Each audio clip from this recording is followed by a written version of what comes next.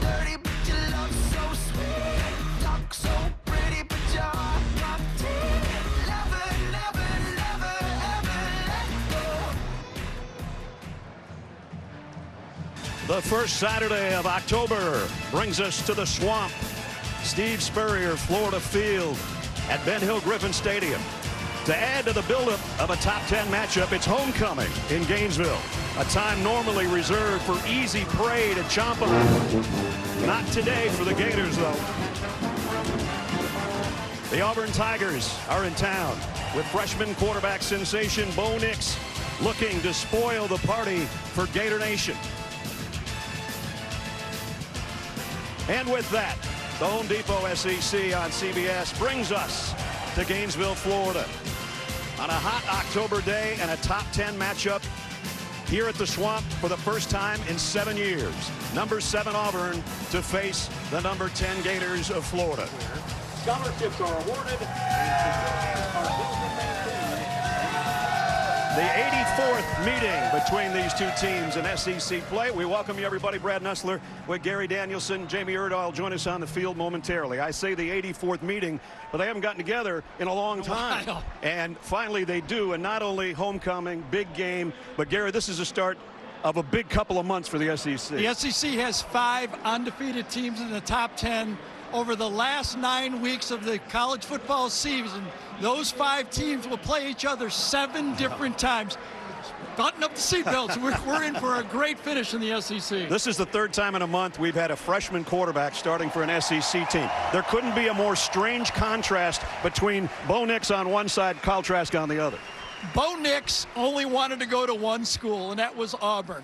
Only one school wanted Kyle Trask, and that was Florida. Bo Nix took over his very first game as a true freshman, and he is the guy that has brought this undefeated team. Kyle Trask had to wait 4 years for his first start for the Gators, but now he's their hope. If Kyle Trask doesn't play well, or Bo Nix doesn't play well, the true freshman, they won't be undefeated much longer. Kyle Trask stuck around. Talk about sticking around. The Auburn Tigers, some of those cats on their defensive line stuck around, or they'd be playing in the NFL already, and they're pretty good. Much like Clemson last year, the Auburn defensive line has come back for one more year. These guys could have been playing in the NFL. They've come back, and guys like Derek Brown have been unblockable so far for this offense, this defensive line for Auburn. The strength of their team is block those 4 guys up front, starting with number 5.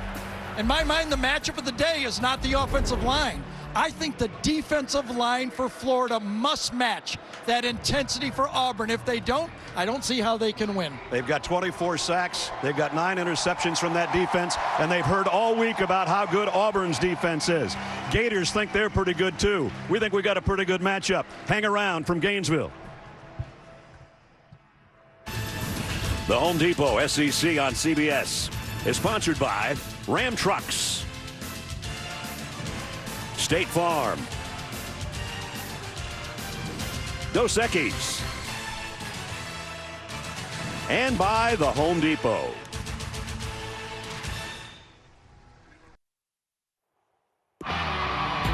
Welcome to the Swamp for a renewal of one of the great rivalries in the SEC. The Auburn Tigers versus the Florida Gators.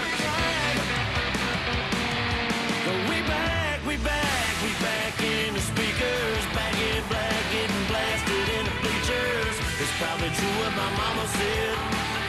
I do it just like my daddy did. We back in the saddle, back on stage, making the whole place rattle. Back with the A-team train on the track. Thought we were gone, but you're wrong, now it's on. Here goes Schwartz, touchdown, Tigers. Gonna walk in, touchdown. Oh, my. This is the Home Depot SEC on CBS. The best game from the best conference. Back in Gainesville at the Swamp, Dan Mullen firing up the crowd in his 2nd year as a head coach of Florida. And here come the 10th ranked Gators, 5-0 and riding a 9-game winning streak.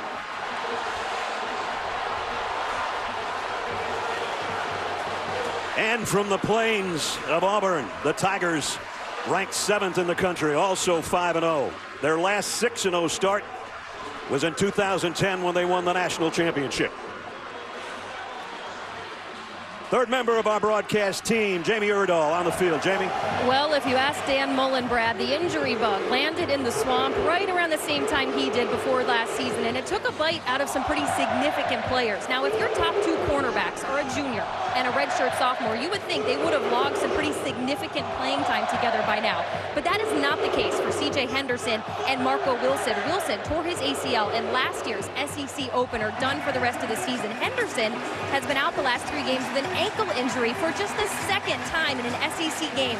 These 2 cornerbacks are starting for Florida's defense, and boy, is Dan Mullen happy to have them back against Auburn's wide receivers. Boy, no doubt about that. That's remarkable that those 2, as much as highly acclaimed as they are, have not played a lot together. Florida won the toss and deferred. The 84th meeting between the 2 teams. Auburn's won 43 of those, 38, 2 ties. They used to meet all the time, but this is the first meeting in 8 years. Gus Malzahn in his 7th year as the head coach at Auburn. Well, it's October, but it doesn't feel like it. Down here it does. Maybe for you. Yeah, exactly.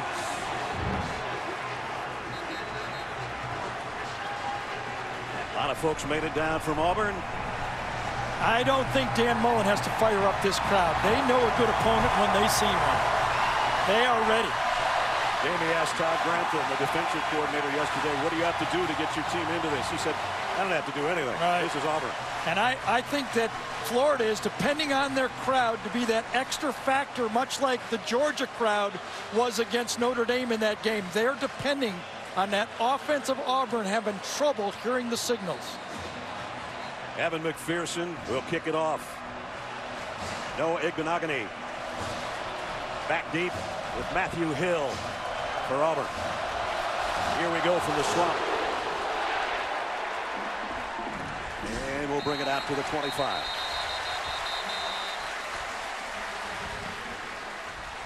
And Chick-fil-A brings us our starting lineup, which starts with Bo Nix, who we talked about, almost born to be a Tiger.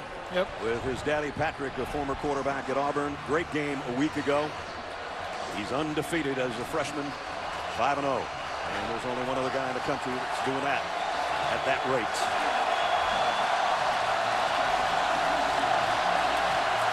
Booby Whitlow behind Bo Nix on first down from the 25.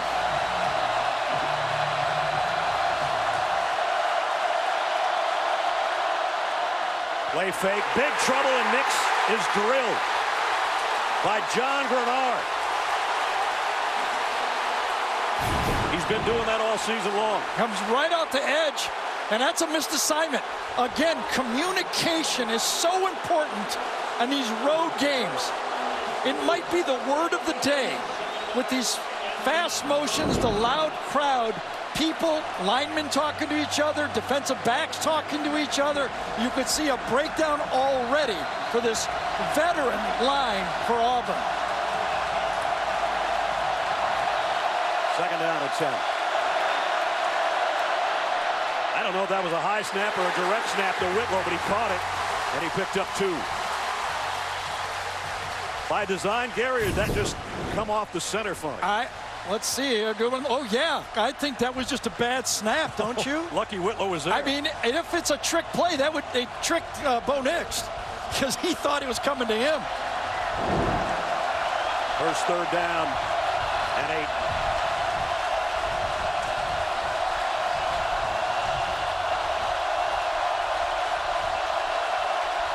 Empty backfield. Nix trying to be heard. Communication. Communication so big and so tough to pass block with this noise. Gonna have to hustle.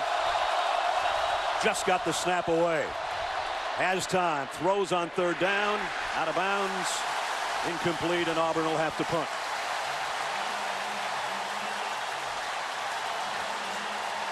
Well, Dan Mullen wanted him loud. He got him loud. That helped that series. No doubt that first play. Now remember, this is a veteran offensive line for Auburn. They returned beginning of the year 141 starts. But as you said, they haven't played in the swamp in a while. Aaron Sippos out to punt. Freddie Swain is back deep for Florida.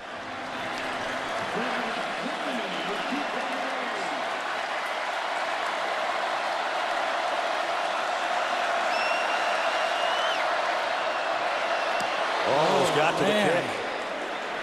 Swain takes a fair catch around the 36-yard line. Well, that brings out the aforementioned Kyle Trask. Hadn't started a game until a couple of weeks ago, since he was a freshman with his JV team. Amazing story. Really is. And he has played remarkably well. He was huge in every game so far since the Kentucky comeback. That was the one that started it after Felipe Franks went down with the ankle injury. I always watching Dan Mullen, his MO, he likes to make a statement early in the game. Remember, it's been all quick passing so far. Let's see what statement he wants to make early. Michael Pirine flanks Trask in the shotgun. He'll get the call and gets collared immediately by Derek Brown, of course. Statement might be we can't handle number 5. Let's find that out right away. Let's look at the rest of the lineup for the Gators. Kyle Pitts, he is a matchup problem for any team. He had a couple of touchdown catches a week ago. Second down and 10.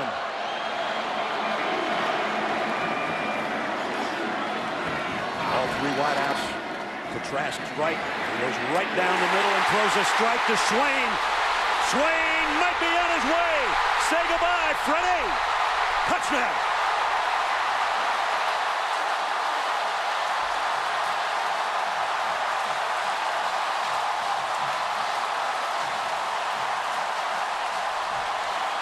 "64-yard touchdown strike, and Florida on the board first."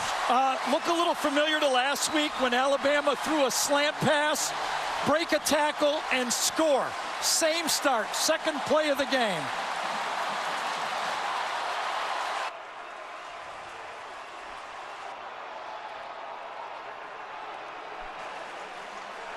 McPherson will come in for the point after.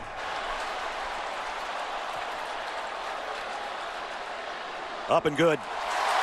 And the Gators in their throwback uniforms. This is the future, not the past. Yeah, it's a quick slant. I mean, it's not been any surprise here. Trask has been throwing the ball short, gets inside. You get leverage on an inside linebacker, KJ Britt, against the fastest receiver. And that's what Kyle Trask has been doing. Pre-reading what's the best throw and goes against the best matchup. What a play to start a game. We don't have to call it a drive. It was only 2 plays, but it was 64 yards. And number 16 is the man that took it that far. Florida homecoming in Gainesville, and they're out in front of number 7 Auburn by 7 early.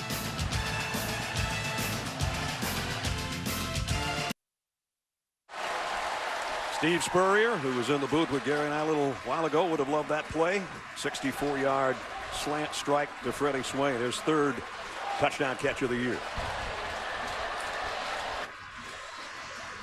And for Kyle Trask, his 6th touchdown pass of this season. That's about a 3rd gone. Even more fired up Gator team now on the sideline. This kick will be fielded by Igbenogany. Found a little crease, got out across the 25. Ness, this is what you call a green light special. Ding, ding, ding, ding, ding, ding, ding. I got a linebacker right here on my inside slot receiver, my fastest receiver. Ding, ding, ding, ding. Yes. Mismatch right from the go. You know, you might think a tight end, that might be a fair matchup, but that is not a fair matchup for your inside linebacker. No, Freddie beat him to the end zone by 10 yards. Almost as much in one strike as his catches a week ago. Auburn with a little sugar huddle right here. A couple of yards off the line of scrimmage, which is the 26-yard line. Nix overshot his receiver Eli Stove. As we take a look at the rest of the offense, his main man a week ago was Seth Williams with a career high. 8 catches for 161 yards and a couple of touchdowns last week. Bo Nix is off to an 0-for-3 start.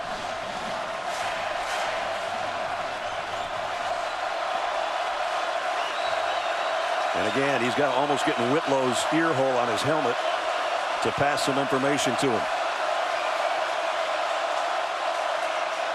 Nick's quarterback draw.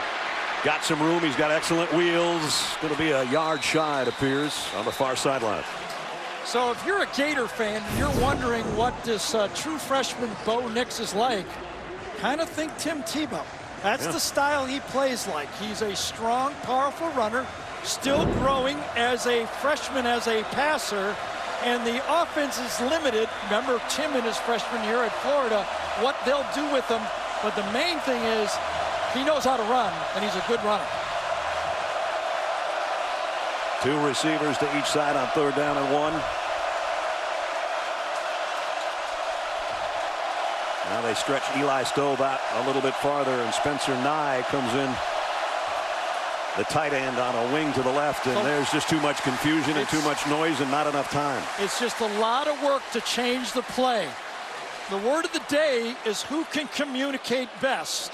And right there, Gus Malzahn said, I'm going to communicate a timeout because you ain't getting it done. He told Jamie, we worked on crowd noise since fall camp. Not quite as noisy as it is in Gainesville.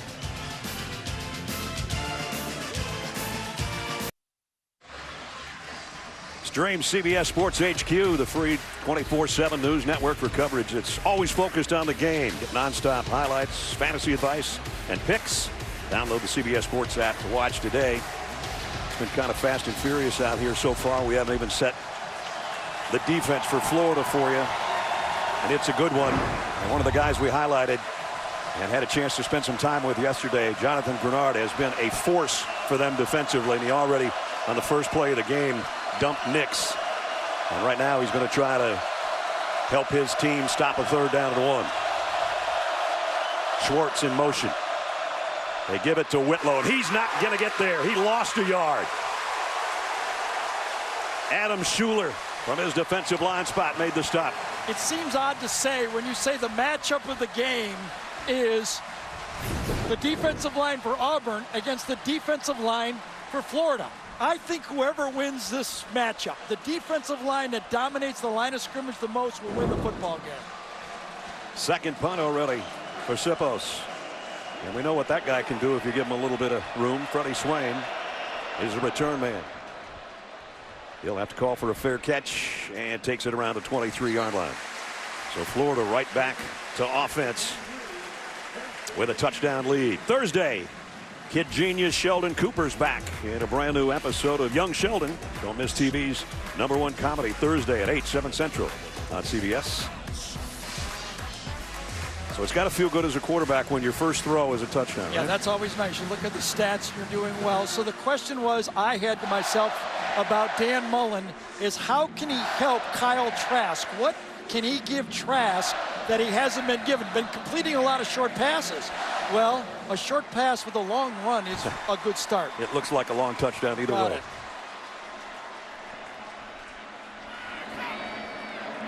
Fakes it to Pirine, flips it out to his tight end Pitts. Pitts picks up about 4, the tight end. Brought down by Jeremiah Dinson. Here's the Auburn defense.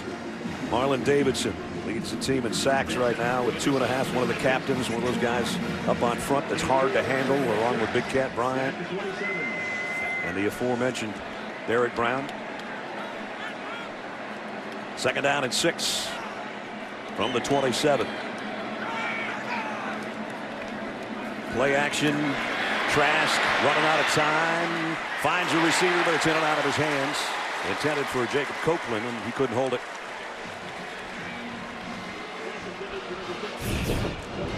Actually thought Copeland should have run harder back to the quarterback that time. When Trask moved his feet, Copeland stopped, and that gave the opportunity for the Auburn defender to make the play. One more hard step back to the quarterback.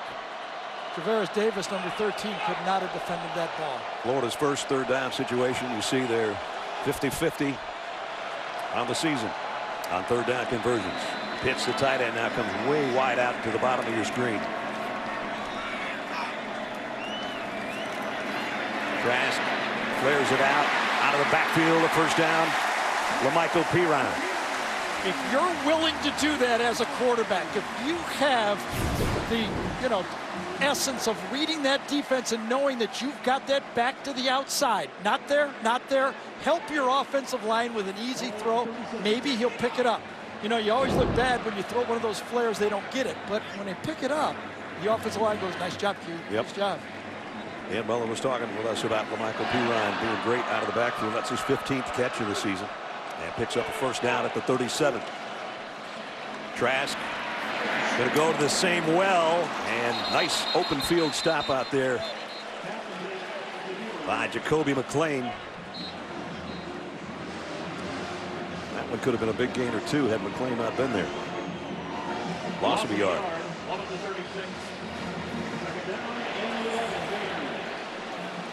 Trask 4 out of 5, including the 64-yard touchdown.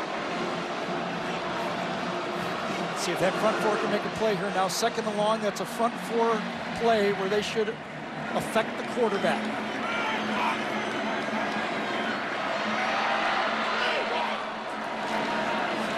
Play action. The strike down the middle is to Swain again. This time from the right side, and first down Florida. The Auburn front was not ready to rush. Again, communication. They're looking for the play, whether they should have a game. Watch them all looking to the right when the ball is snapped. They weren't even ready and allowed Kyle Trask an easy throw in the middle of the field. He was all by himself to deliver that football. Absolutely. Didn't have to block anybody. 103 total yards already. 90 of that's to Freddie Swain. Pirine going to get decked for a loss of about 3, and we might have a holding call on top of it. McClain made the tackle. Again, penalty marker, our first of the day, down.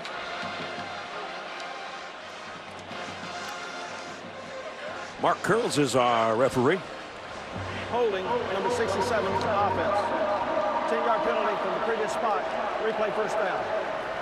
Chris Bleish, the guilty party. And Kyle Trask, Manville High School, no starts. He played behind Eric King, who's at Houston right now. Made his first start against Tennessee and didn't have a lot of offers for big-time schools, Gary. Yeah, amazingly, he was a never starter. We'll recruit another guy.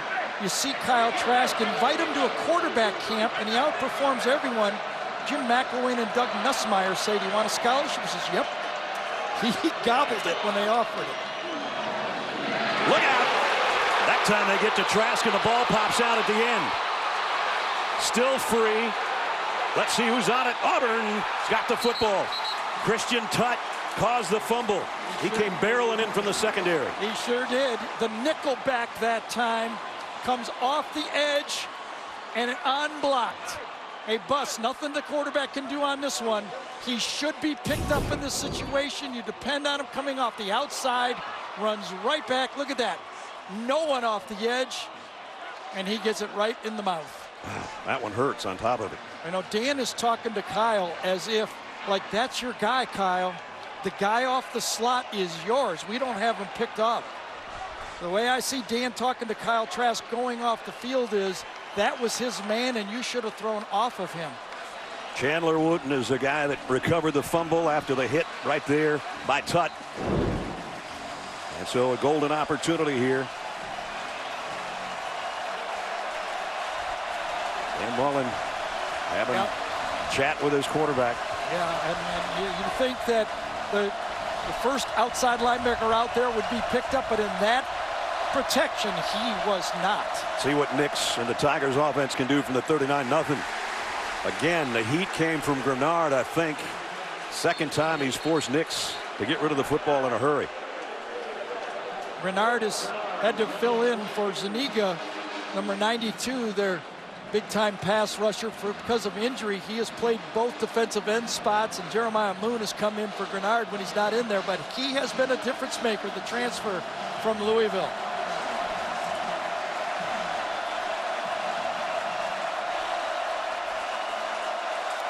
Second down and 10. Nix will keep it, running for his life and losing a yard.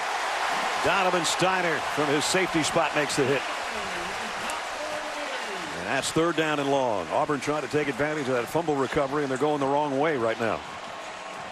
This looked like the play that could have been one of those RPOs, but as the quarterback comes out, the safety just runs it down. Right from the deep spot, an alley runner, almost like option football. He's got the quarterback. Empty backfield now, so Nix will put it up unless it's a design run for him. Quick toss, complete. Looking for blockers out there is Eli Stove. He got a couple, but he didn't get the first down. No, but it's close enough. They might have to think about this. They got a good kicker in Anders Carlson. Remember, they were stuffed last time. This is just a short pass. Got a young quarterback. They're going to go with a 48-yard field goal. At least they're going to line up for a 48-yard field goal attempt. Last year, Carlson hit one from 53. As long as this year is 45. As Gary said, this will be a 48-yard attempt.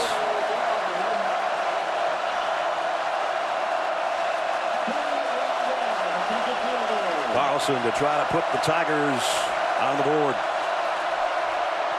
from 48. Can't do it any better than that. So Auburn made the fumble recovery pay off. They would have preferred 7. They'll settle for 3. 7-3 Florida at the Swamp. Patrick Nix, who did some heroic things for the Auburn Tigers when he was a quarterback in the 90s at the Plains, looking on. And now do Project Smarter, presented by the Home Depot. It's kind of smart to have somebody like Patrick Nix. You recruit him, and against Alabama, he throws the winning touchdown pass in '93. One of the biggest plays in Auburn history. And then a year later, Florida, touchdown. And then, you know, then you recruit his son. That's a smart thing to do, probably from the cradle. And then the kid comes out against Oregon and does that with 9 seconds to go to win one of the biggest games in the celebration that ensued after that. So Patrick and Bo's mom, Krista, looking on. Their son didn't lead a long drive there. I'm sure he'll warm up. He's been a second-half quarterback, to be honest with you. He has, and more impressive maybe than that pass was he went 4 for 6 on that drive to bring him down there to throw that ball. That's right. What a great clutch drive for Bo Nix. Carlson will hit the field goal with a kickoff, and this baby's going way out, and Florida will come out to the 25. So the Gators back on offense with 7 minutes and 11 seconds remaining in the first quarter. The throwback uniforms we're talking about, those are circa 60s when Steve Spurrier was winning a Heisman Trophy, and in fact was wearing that very same number, that very same helmet. Well, the same design, I should say. And when Kyle Trask came in and led Florida to the comeback win over Kentucky, one of the first guys that met him in the locker room was the old ball coach to congratulate him on the win. And as I mentioned, Steve was in here a little while ago talking to Gary and I. Yeah, he's pretty good. He's pretty good. Trask doing good. There's the throw. Throws a catch football. Quick throw out to Tyree Cleveland. Pickup of a yard. Yeah, Roger McCreary, that time number 23, their third corner in the game, did a great job fighting through the block. But again, the quick passing game, if you're a drop back passer, you don't have the running attack as a quarterback. You have to be a quick decision maker, and you have to make the right pre-reads. The sack previously is what kills you. You're going to be a pocket passer. You have to make decisions prior to the snap and then right after, very quickly.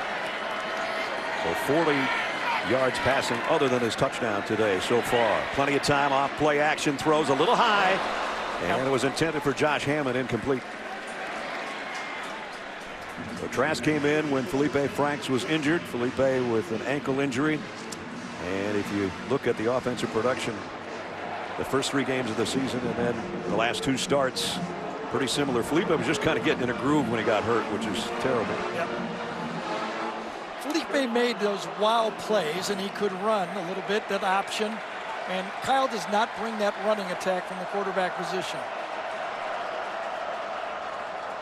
Pierce goes out as a wide receiver out of the backfield. So an empty set for Trask on 3rd down and 9. 4 receivers to his left. Here comes Auburn with the heat. The throw is to the other side. Incomplete. Is there a flag? There is.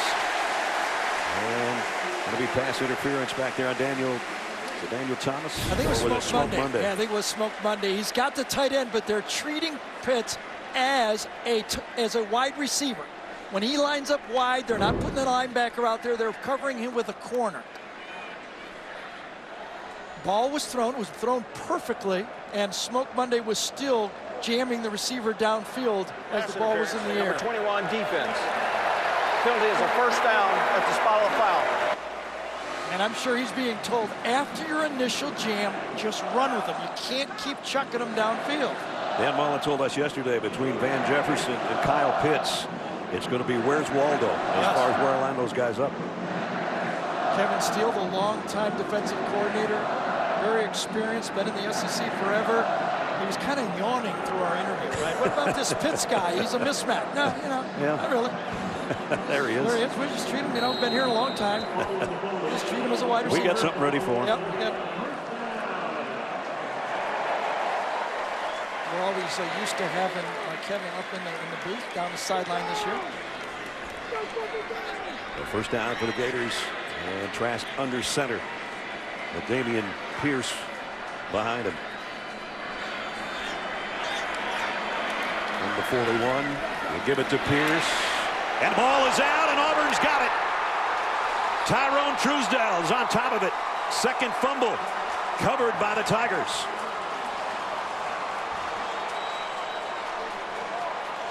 When you run the ball, you got to hold on to the ball. Pierce is a big, strong guy, but he got hit head on this time. I think it was 33 Britt. And Britt got beat on the slant, but he evened it up on this one, didn't he? Man, did he ever. Hey, Coach, I'm not good at covering wide receivers, but I'm a linebacker, and I know how to back up that line. Pierce not only fumbled the ball, but he is hurt. Took a big-time shot, lost the football. They'll work on him. It'll be Auburn on offense when we come back.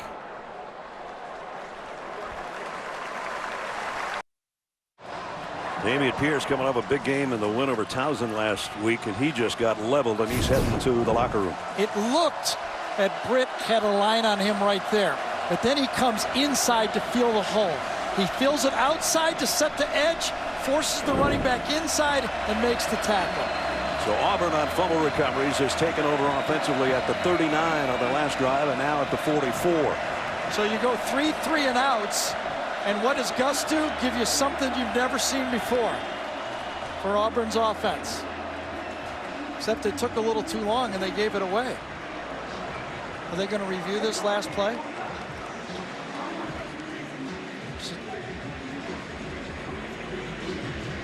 I don't know what there is to review. Oh, they're looking at a targeting possibility, maybe? I thought it was a pretty clean hit, but I was watching the ball pop up in the air. Let's take another look at it. Yeah, I know he does, but I don't know what you're supposed to do. The running back lowers his head. This is where you need help. You know, if you're a fan and you're used to watching football, the linebacker comes up to make a tackle and the running back lowers his head. We do know helmet to helmet, but boy, that's the tough one.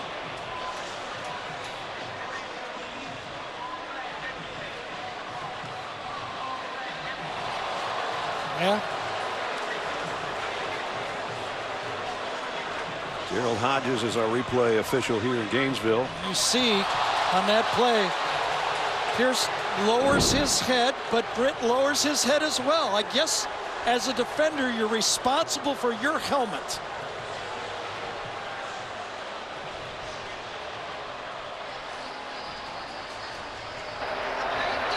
Targeting is not a foul that can be reviewed by challenge. Cannot be challenged. Florida will not be charged with a timeout. So Gene Steratore is our rules official. Gene? From what I'm gathering, Brad, it sounds as if the coach was calling timeout, wanted to initiate a challenge on the play. By rule, he can't initiate a challenge on that targeting play. It's something that replay would have to initiate. And I think that's what the discussion is right now. Okay. So, Gene, the replay official must not think that's not targeting because he could take over, right? Exactly, Gary, and that would be my assumption on the play as well. So the replay official did not feel that that fell into targeting. That's why he let it go. Dan Mullen's still not happy about it. At any rate, we're right back where we started. So, you know, our instincts were the middle linebacker's looking at a running back. The running back lowers his helmet. What are you supposed to do? In this instance, the replay official says, no, he's carrying the ball. he lowered his head. That's a good play. Second down and 7. I'm kind of happy with that call. I don't know about you. I think that that's football, Brad. Yeah. You got to tackle some way. Yes. Nix off play action, fires out to the outside and intended for Schwartz, incomplete, and it's 3rd down and long. Yeah, there was nobody to throw to that time. Right now, Bo Nix can feel the pass rush. One of the things we talked to Gus Malzahn about is, what do you most want out of Bo Nix? And he said, poise in the pocket. But when you get a first play sack like he did, it's hard to keep your poise. I'd say this defensive front for Florida right now is more than holding their own in this game. No doubt. 3rd and 7. Nix. Now he's got an open guy. It's complete. It's a 1st down toss to Will Hastings. And it's good to see Will back. Took him a year to come back from the knee injury, and he's getting back to full speed. Originally came to Auburn as a kicker and worked his way into being a slot receiver, and he's almost uncoverable on that option play in the slot. It's Will's 10th catch of the season. Good for a 1st down. And I thought Bo looked as good as he looked on that throw. Yep. Cam Martin in the backfield, and again the shift, bringing Eli Stove over in the slot. They run it straight up the middle. And a good gain that time, Cam Martin. You talk to all of the coaches in the league about the Gus Malzahn offense, they'll all say the same thing. All the shifting, all the motion, and the jet sweeps, yeah, they'll eventually get 1 or 2 of those on you, but they're all trying, what Gus is trying to do is get that eye candy so you can run the ball between the tackles. And that's what he did successfully finally on that 1st down play. That's almost exact opposite of what most fans think. I know, think. exactly. 2nd and 4. They'll try it again, this time only about a yard for Martin, and we'll bring up 3rd down. John Bernard on the stop. So right now, if you're Gus calling this play, you're thinking back to that initial series when they got stopped on 3rd and 1, and you're going, what am I going to give my football team here? We've got a lot of veteran players, but this Florida defensive line right now is proving tough to be blocked, excuse me.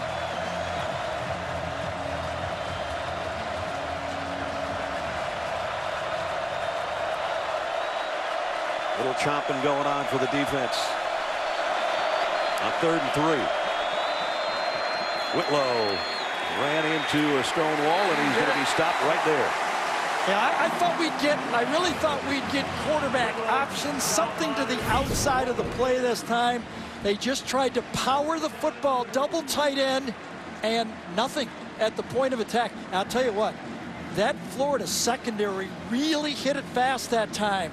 Think about that later in the game, because in on that play was the safety to make the play, Jawan Taylor, and if I'm calling plays for Auburn, I'm remembering that on 3rd and short next time. Anders Carlson's already hit from 48. This one's closer from 39. Ledbetter to hold. Carlson's kick up and good. So all 6 points have come off the right leg of Anders Carlson. Auburn draws within 1 here in Gainesville.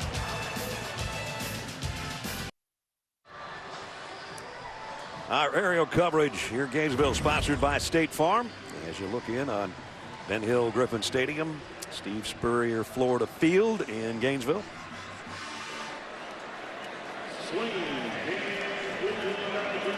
Carlson tees it up. There's been a Carlson kicking for Auburn for, it seems like, a decade. His brother before him. Freddie Swain and Tyree Cleveland wait back at the goal line. Probably not to be returnable, but we'll see.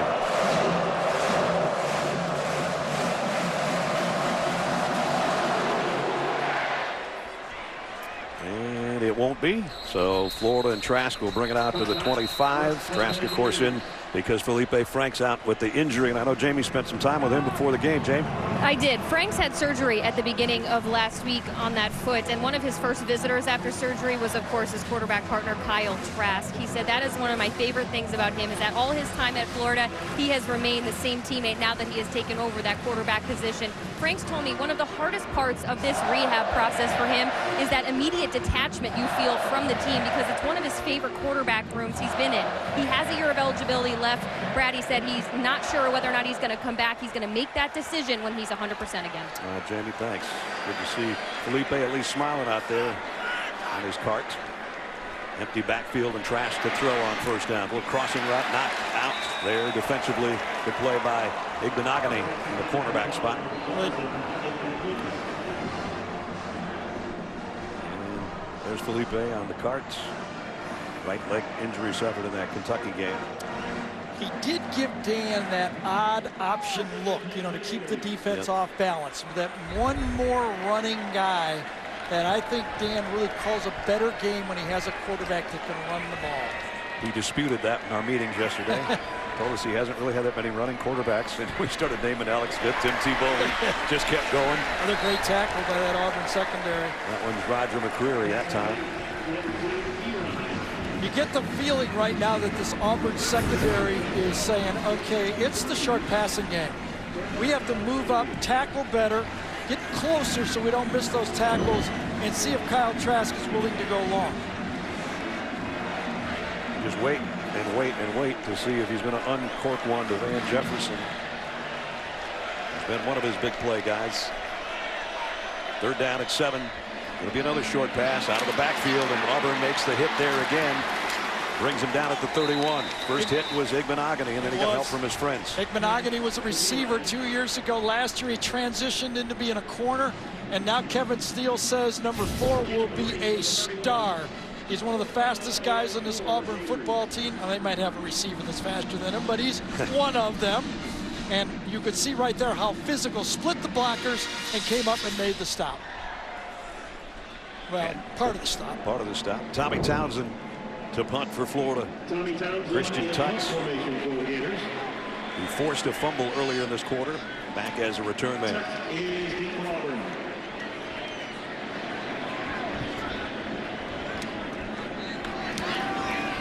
High wobbly kick.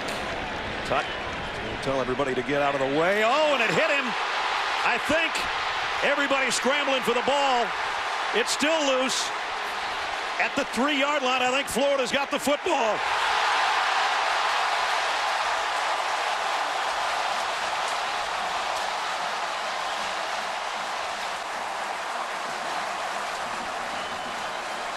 Tutt just tried to clear his teammates out, and in the meantime, the ball took a bounce. Well, he made 2 mistakes. Number 1 on that high punt, you got to field it. Then he's trying to say, be careful, and the ball gets on him. The second mistake was worse than the first mistake, and it proved to be deadly. Watch out, guys. It's on me. And he never could get back and get on top of it. Christian Tutt trying to play it too safe, and Florida gets the ball on inside the 5. The kick was touched by Auburn, recovered by Florida. Florida's ball first down. After the play, unsportsmanlike conduct, number 55, Florida, pulling a player off the pile. That's a 15-yard penalty. It'll still be Florida's ball, 1st and 10. Right, but it's not going to be at the 2-yard line first anymore. Unsportsmanlike conduct foul of the game. How different is that? Getting the ball That's on huge. the 17 instead of the 2. Okay, it skips towards Christian Tutt. He's trying to warn everybody else, and no one warns himself. First of all, he should have caught the ball. It was high enough for him to catch it, and he does not. Tyree Cleveland was closing in on him from this side, number 89, and then clearly touches him, goes right through his way. He kind of Bill Buckner's it right there, right between his legs. Jeremiah Moon, number 7, is the guy that came into the top of the frame, and he's the guy that ended up on top of the football. Yeah, hits his left knee, and then he almost kicks it with his right foot. And then right at the end, one of the Florida players pulls someone off the pile for the 15-yard penalty. Not only that, it's his first unsportsmanlike conduct. If he gets another one, he's gone. So instead of at the 2-yard line, it's back at the 17. Nonetheless, another fumble. We've had some of those today that have been big here in the first quarter. Emory Jones in at quarterback for a little change-up for Florida. Keeps it. Stood up and still driving, though. Got about 3 out of what looked like nothing. Well, the question was, how do you help Kyle Trask? Because right now Florida has -4 yards rushing in the football game. You've got to give the quarterback a chance. And no matter how many times Dan tried to tell me he doesn't need a running quarterback to make his offense go, still in the first quarter, he's going to look at one. 7th time Jones has carried it this year. He got about 3, 2nd down and 7. Now he comes up throwing, complete to pitch. The tight end tripped up. Could have gotten a lot more out of that, but it was a nice job out there by Dinson to get a hit on it. Auburn has 5 returning defensive players that have career 100+ tackles in their career, and Dinson is one of them. Clean tackle on that play to Pritt. Now Trask back in on a 3rd and 7. Try to take advantage of the turnover on the punt. Probably the final play of the quarter, if we even get one here. Just before the clock expired, Trask hit from behind. The ball is out. Derek Brown scoops it for Auburn. The big fella going down the sideline, showing his speed. Whoops. Oh my goodness. The turf monster got him at the 34-yard line. It's a touchdown. He trips over the 35-yard line. Marlon Davidson, number 3, is going to take the sack on the play. Trask is saying he was in the motion of throwing. Let's see if Kyle Trask is right. It's coming from his opposite side right here. Number 3 coming off the edge. He beats Forsythe. Number 70. No, that ball came out of his hand before it left his hand. And Big Brown is with it, and I think he's clear of everyone. Yeah, that's not a pass. That's going to be called a fumble. Good job by the referees in not calling the incompletion, going with the fumble call. We'll come back and look at it a few more times, but that play ends the first quarter with Florida up by 1.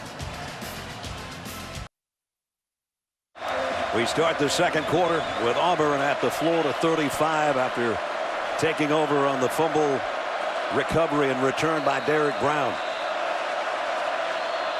Here's a big shift by the Auburn offense. Bo Nix comes up quickly under center, gives it off to Schwartz on a sweep, and Florida's all over that. So all kinds of shifts, misdirections, and a loss of about 4. One more look at the play. Right there is going to be Marlon Davidson, and he's coming off the edge on this play. And we just look at it right here as he comes around. He clearly knocks the ball out of his hand before he throws the ball. Kyle Trask. Big Derek going the other way. Might have had a touchdown if he wouldn't have lost his balance. But then most guys running that fast don't weigh 318 pounds. Yes. Nix double pumps, throws a streak down the sideline. It's intercepted by Florida. Sean Davis going the other way. Still on his feet down to the 31-yard line. Big turnover by the Gators. Well, Sean Davis, I think Odell Beckham this, by the way. I think he snagged it with one hand on the play. Nix waits a little bit long. Sean Davis reads the quarterback's eyes, and bang, a one-hander. That was beautiful. That's the first interception thrown by Nix at 118 passes.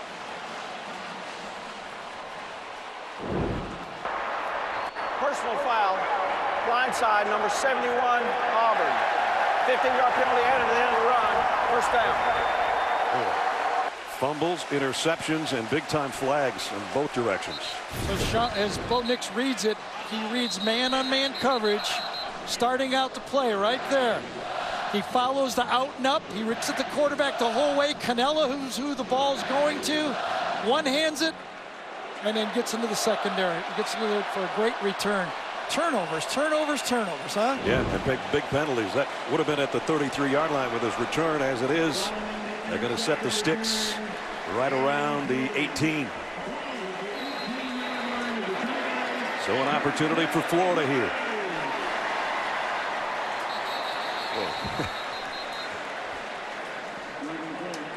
And the flag down. Ball start, number 76, offense.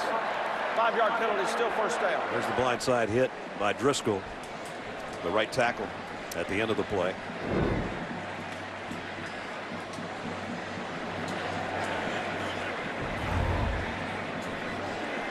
Well, touchdown first on the second snap of the game for Florida, and then 3 fumbles and a punt in the last 4 possessions. And the 40-yard line tackled Derek Brown, where he'd had a touchdown. Right.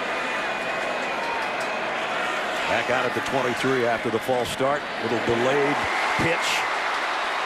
Well, Michael Pirine got it back to the 12. Well, Dan Mullen will find a way to keep his quarterback in the run game. This time he does it with a little bit of an option look, gets that running back to the weak side into the boundary, and that time really out-schemes Kevin Steele. He had a play on that the Auburn defense could not stop. See what Mullins got dialed up on 2nd down and 5 at the Auburn 13-yard line. Empty backfield for Kyle Trask to throw across the middle, complete. It's a Florida touchdown to Josh Hammond.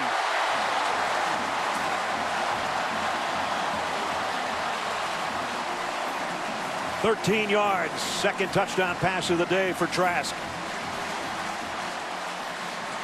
You get the guy you want the matchup on, you go with it. You got another linebacker covering a receiver. There's the matchup. Linebacker on receiver on the play. Stop and go. Beautifully designed play.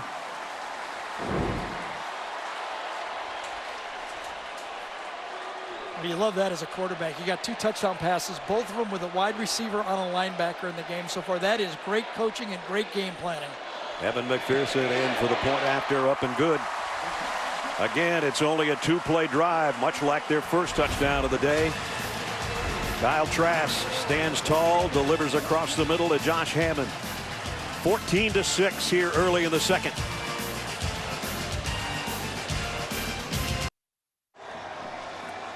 Thursday, check out the new comedy about getting out of the house and getting back in the game. Don't miss The Unicorn. Thursday at 8:30, 7:30 Central on CBS. Another 2-play drive for Florida. Josh Hammond caps it with a 13-yard touchdown catch. And now Bo Nix and company waiting to get it back for the Auburn Tigers offensively and see if they can do something other than kick field goals. They'll come to the 25-yard line as we welcome you back to Gainesville. Brad Nessler, Gary Anderson, Jamie's down on the field. Had a little bit of everything. We haven't seen a unicorn yet, but we've had just about everything else in the first quarter. You know what's really stood out to me, though, is the Florida receiving corps. They got 4 wide receivers that's spreading this Auburn defense. Dan Mullins finding matchups and adding in Kyle Pitts, the tight end, has really thrown off this Auburn defense. And Auburn hasn't been able to do much on offense so far. Nix looks a little rattled. And it does appear that Gus is still not comfortable letting Bo Nix really, open up the offense here on this home field. Excuse me, this away field, this home field for the Florida Gators. There's the quarterback comparison. And Nix going to throw on the run out in the flat to Stove. Ooh, he got upended. Marco Wilson hit him low. Got a short gain out of it. Continue to try to spread the ball out. The normal Auburn inside running game has not been there.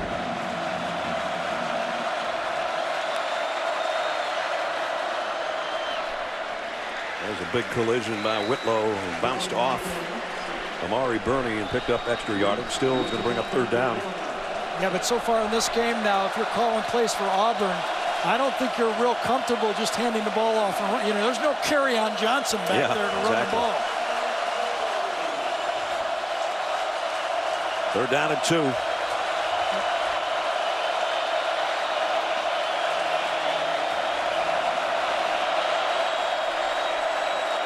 Auburn only 1 out of 5 so far today in this situation. And it's straight ahead, and second effort by Whitlow might have gotten him there. Well, if the headlinesman comes out and places it where he's got his foot, it's short. A lot of motion, a lot of eye candy from the secondary. You get a little blitz on the play, and just short. You don't think 3rd down was stress for the Gators? Last week, Towson was 8 for 15 on 3rd down against the Gators, and so far, this 3rd down defense, especially on short yardage, has been stellar for Florida. That's how close it is. Freddie Swain waiting on the punt from Sippos as you look behind him.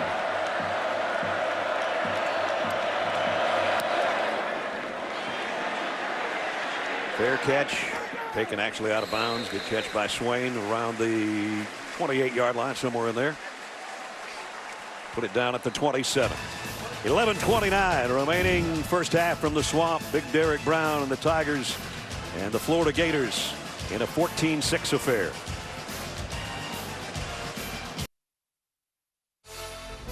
Adam Zucker, New York, with this Papa John's update. Number 8, Wisconsin, in between Auburn and Florida in the rankings, easily remaining undefeated. Jonathan Taylor cannot be tackled by the ankles. 10th straight 100-yard rushing game, 5 total touchdowns, and the Badgers get their 3rd shutout of the season as we go back to the Swamp. How good is Jonathan Taylor? We don't have a back like that here today. 14-6 right now, Florida in front. Well, if they do, they're not blocking the front. They don't have any room to run.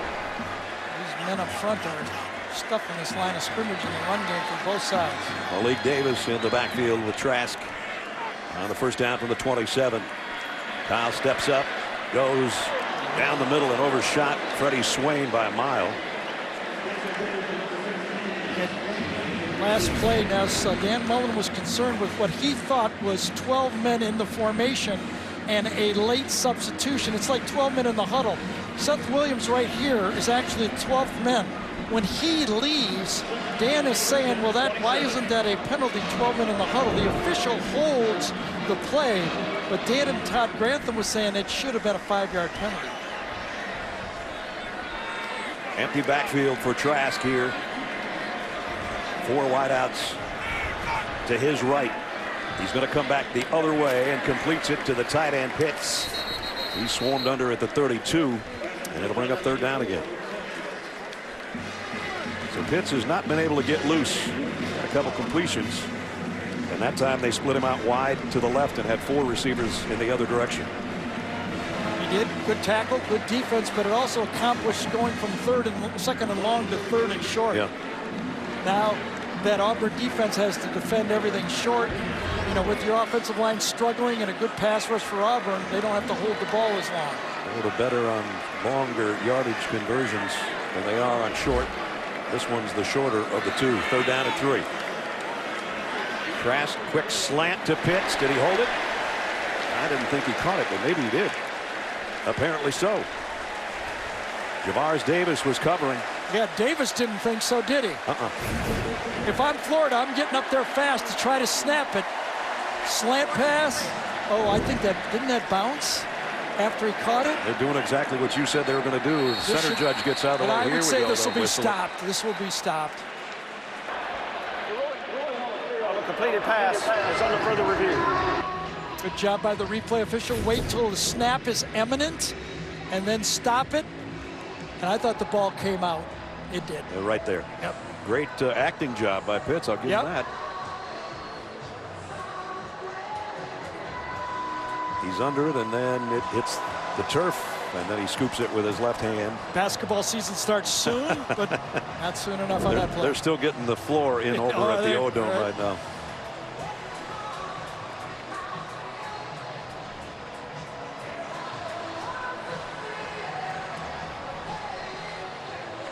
This one seems pretty obvious, even though Dan Mullen is pleading his case.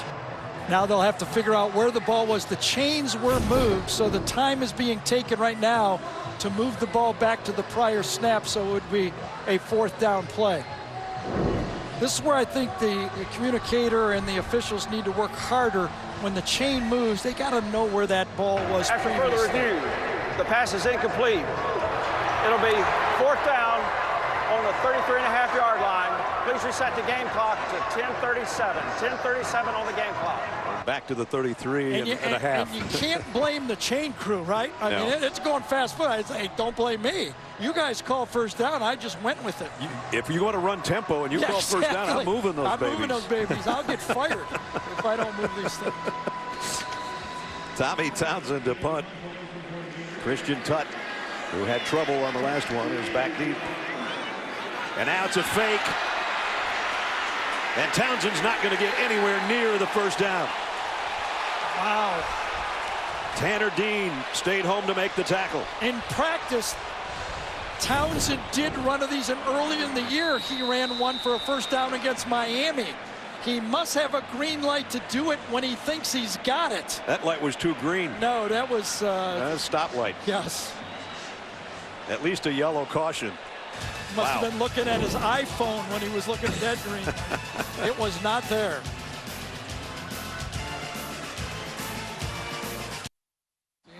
These are two of the Tomorrow, NFL on CBS, full slate of games. The Patriots head to our nation's capital. Chargers and the Broncos in the late game. Jim Nance, Tony Romo, Tracy Wolfson. We'll have that one for you. And it all begins with JB and the guys mapping out the day on the NFL Today at noon Eastern tomorrow on CBS. Brad Nessler, Gary Danielson, Jamie Iredell, and our CBS crew at the Swamp, where Auburn has it at the 32-yard line of the Gators. Bo Nix off play action, steps up, going deep. Out there's got a man. Touchdown, Seth Williams. Right on the money between two defenders.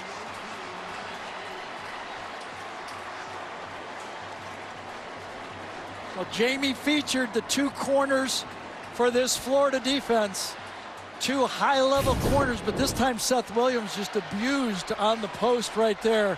He thought, I believe Marco Wilson thought he had help inside, but he did not. Little motion, outside technique, and the safety never gets to the throw. Bo Nix delivered it right on target, and Seth Williams is a big, strong receiver, and he gobbles it up. We highlighted him earlier in the lineups after his career day last week with 8 catches and a couple of touchdowns, and he's got one here today for 32 yards. Donovan Steiner slowly to the sideline as the Gator that's shaken up. He was in on attempting to get to Seth Williams at the goal line. He was the free safety on that play. A little motion at the beginning of that play, and Marco Wilson never got in his technique. He was outside, and it was an easy post call. And right now, it seems a sloppy football game, and it seems like a lot of mistakes, and we're just seeing a lot of stuff here that's... I thought we'd see maybe a 2-point conversion, but Gus Malzahn has decided not to chase those two right now. Yeah, Carlson's out for the point after. A little early. I don't have any problem with this. But just mistakes all over the field. Auburn's hit 299 straight extra points, mostly from the foot of Carlson's. Just got it inside the right upright. So the ill-advised fake punt. Yep. Give your punter an option to fake it, and he did. Our touchdown drives today, 2 plays twice for Florida, and a 1-play touchdown drive for Auburn. 14-13 in the Swamp. Adam Zucker in New York coming up on the Geico Halftime Report. Rick, BJ, and I get you caught up on today's action, including LSU, the highest scoring team in the country coming into the week. 5 more touchdown passes from Joe Burrow, a 42-6 win, hosting the Gators next Saturday. 1-point game with 10:23 remaining in the first half from Gainesville. A 1-play 32-yard strike from number 10 to the guy right behind him, Seth Williams, for the touchdown. And Bo was struggling early, but that last completion will make the stats look a lot better, and a happier sideline in a tight game here in the second quarter. Carlson, who hit the extra point, set to kick away. All but 6 of his kicks this year have been touchbacks. This one will be as well. So for Florida, we've had miscues, as Gary said, sloppy play, fumbles, the kind of an ill-advised fake punt this deep in your own territory and having to go that far to get to the sticks, and Townsend got nowhere near it, and then Auburn took advantage, Gary. Yeah, and the matchup is right here, the outside corner and the safety right inside. He's looking inside. My drawing was it's a bit off, but with the motion, you see he bumps down, but not tight enough. That allows the throwing lane. Good route by Williams to push out on the corner, and a good delivery on first down for Bo Nix. You know, at that time of the fake punt, Auburn only had 1 first down in the game, and you're fake punting. Trask on play action, throws the out complete. Nope, went out of the hands. Beg your pardon, Josh Hammond, who he hit with a touchdown on his last drive, couldn't hold it. Trask got hit late on the play after he delivered it. Oh boy. Yes. I think it was Marlon Davidson who lodged the ball before, free on the fumble. I think it was him again, number 3, that came in on the throw. Remember, Trask got leveled by Christian Tutt on a safety blitz earlier in the game, and now here's another look, and this is the big fella coming around the corner. You think he's going to get rolled up this time? Watch out for the leg on this play. Yes, the left knee. Left side, as you plant that foot, you get rolled up. And Remember, the starting quarterback for Florida, we already saw in a boot Felipe Franks out for the season, and Kyle Trask is in some serious pain right now. And serious frustration.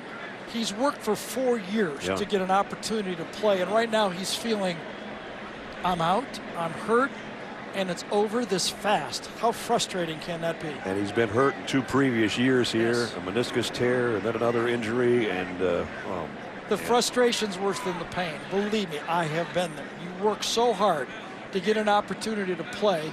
Someone falls on your leg just when you're emerging, doing what you dreamed of doing, and now you might be out. Emory Jones is warming up on the sideline.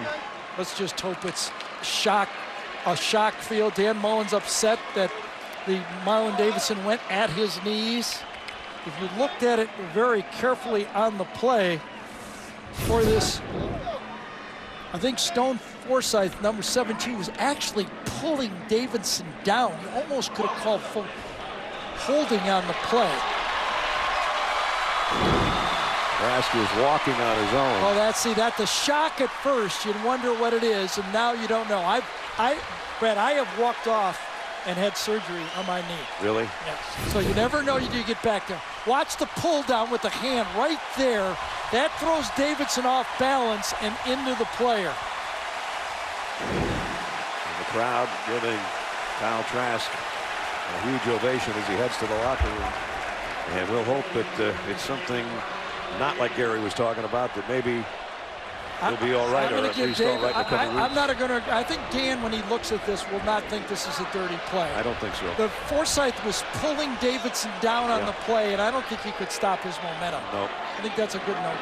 Marlon Davidson's got 280 pounds going as fast as he can around the corner, and he just happened to end up in a bad spot on the quarterback for Florida. Emory Jones, now the redshirt freshman out of LaGrange, Georgia, is the man of the hour. And there's what he's done coming in. He had one rush earlier at one series down near the goal line on the first 2 plays before Trask came in on 3rd down, but now it's his show, at least for now. We asked Dan what type of quarterback Emory is. He says you'd be surprised. He was not a running quarterback per se. He threw the ball with spread in high school when we recruited him. Here's the run all the way on 3rd and 2, and he's got the first down out close to the 40.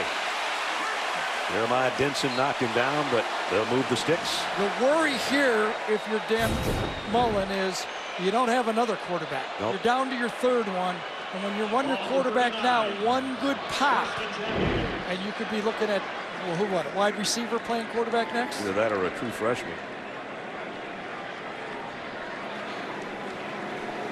First down at the 39. Jones, plenty of time. Going to air it out down the middle. Freddie Swain got a right hand on it, and then it hit him in the face mask, I think, as he was trying to bring it in. Yeah, Noah Igbenogany that time did a great job adjusting to the throw. He was playing the wide receiver to the top of the field, but after he sees the quarterback throw it down the middle, there's enough air in it that he can make up the yardage and dislodge the ball. That's a pretty good throw, Garrett. It was. I think that ball might have been caught if number 4 hadn't cut across Freddie Swain. You really would love your receiver to get both hands up on that. Yeah, Emory thought he had it too. Instead, 2nd down and 10, the 9-minute mark. Blitz coming from Auburn. Jones, look out from behind. He throws a strike down the middle. Freddie Swain, first down.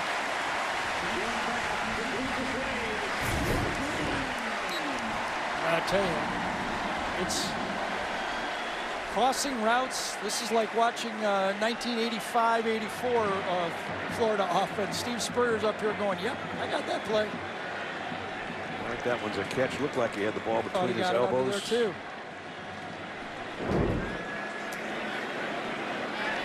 Up to the line at the 47. They're ready to go. First down in Auburn territory. Twice as much total yardage basically for Florida so far. Jones off play action. Steps into another one down the middle of Freddie Swain again. Usually, if in college football, coaches are very nervous about letting their young quarterbacks, inexperienced quarterbacks, throw the ball between the hashes. 2 straight completions, and actually the one before the incompletion 3 balls in a row right down the middle of the field. All could have been complete. 2 of them were. I don't think they've changed the offense at all. I don't think they have either. Nothing. Jones will give it off. Michael Pirine. Pirine got a couple. Besides the 1 run when Emory Jones, took it up and just made the first down play, it's been the pass offense. Those really gifted Florida receivers are showing why a lot of people think they might, there's a lot of good groups of receivers in the league, but they don't have to take a backseat to anybody. This is about the best one they've had in a while. Yeah, absolutely. As a group. Absolutely. And everybody knew they were coming into this season. Van Jefferson and Grimes, Cleveland, Swain, Hammond. It was a good group, and they've proven to be so.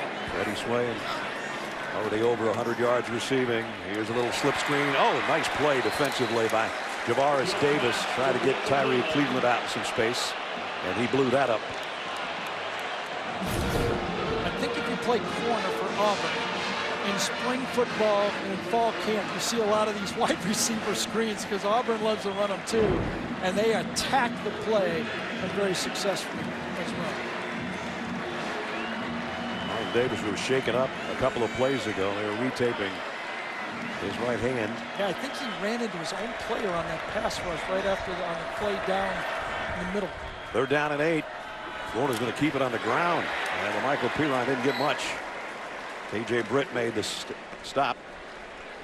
And I think they did not want Emory Jones to make a mistake. He wanted to turn a 1-point lead into a 4-point lead right now. He had a successful drive. He says, I don't want you to make a mistake right here. Let's just put some points on the board.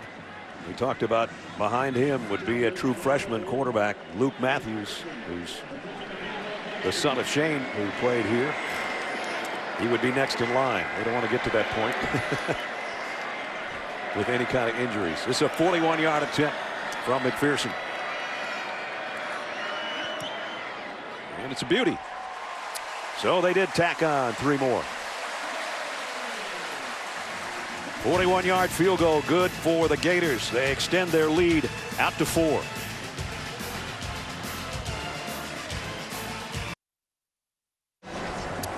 A little under 6 minutes remaining in the half in Gainesville. Emory Jones engineered a nice looking drive after Kyle Trask went down with a lower leg injury, and they went 52 yards in 10 plays. Ended up with a 41-yard field goal to give them the 17-13 lead.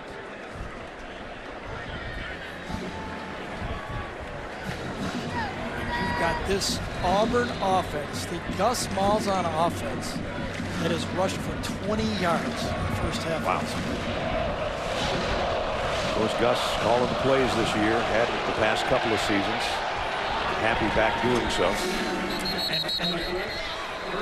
Touchback, bring it out to the 25. Gives us a chance to tell you about our Scholar Athletes presented by Amazon Music. Nick Brahms, professional flight management major, and Tyree Cleveland, majors in family, youth, and community sciences. Amazon Music showing their commitment to the investment of our future by donating $1,000 to Auburn and Florida's General Scholarship Fund. There's what Gary was talking about. They're a little under their average. Yeah, and I don't know if this offense, I don't see how, it's not Jared Stidham back there throwing. He needs to help this quarterback. I thought it'd be the other way around. But how does he find some running game for this Auburn offense? It's like a false start by Driscoll down there on the right side. Before the snap, false start, number 71, offense. 5-yard penalty, still first down. Try to get an update on Kyle Trask. Jamie, what do you got? Well, I don't have much. He still is in the training room. I was back in the hallway outside the locker room. I was asked to leave, but I did see Coach's wife, Megan Mullen, stop in there. Now, we know the story of her after the last game when Kyle Trask broke a record. She was the guy, she was the person to tell Kyle that he did so they have a special relationship. She's checking on the quarterback right now. Okay, Jamie, thank. That record was 18 straight completed passes, 15 in a row at the beginning of the game last week. Here's a hit put on Seth Williams, the guy who caught the Auburn touchdown pass. Brad Stewart levels him. Well, It may feel frustrating if you like these wide open offensive games, but this Florida defense and the secondaries, actually for Auburn and for Florida, they attack these bubble screens, don't they? Both sides. They bring it in a hurry, and they're good tacklers. Yeah, they're not allowing the quarterback any cheapies to the outside right now. Second down and 17. Quarterback draw for Nix. Bo gets about 8 back. Still going to be third down. Interesting time of the game. Remember, Florida will get the ball to start the second half. You got a freshman quarterback. You got third and long. Here comes Kyle Trask out of the locker room to a huge ovation, and he's running, or at least jogging, and he's going to start warming up. Boy, that's good news for everybody involved, including us. Never wanting to see anybody get hurt. Meanwhile, his freshman counterpart for Auburn in an empty backfield on third down and 8 from the 27. Scrambles to his left. He's going to run to his left. Can he get to the sticks? No, not quite. Good job by Marco Wilson with the open field tackle. Absolutely. That situation, you're thinking the great athlete Bo Nix can make this first down. Remember, he made a fourth down play against Oregon to move the chains and set up the winning touchdown. That time, the secondary, again, sure tacklers, comes out and stops it and gives Florida the ball back with an opportunity here. 4th 3 and out today for Auburn. They got 2 first downs in the first half. And they got a 1-play touchdown drive. Sebos end over end, fair catch by Freddie Swain as he falls down at about the 20-yard line. 3:44 remaining in a half. Florida with a 4-point lead, and they've got the ball back. And here comes number 11 with a brace on his leg, but he's ready to head back out to the huddle apparently. Yeah, you wonder if he might be the emergency quarterback here, though, in case something goes. Are they just? If I was thinking, I'd try to get to halftime if I was the coach here. There you go, Gary. You called it. Here comes Jones, and Trask just backpedals. Yeah, I think that's good coaching right there. Let's give it some time. You could be going on adrenaline right now. Let's make sure. Let's give it to halftime. Emory's doing fine.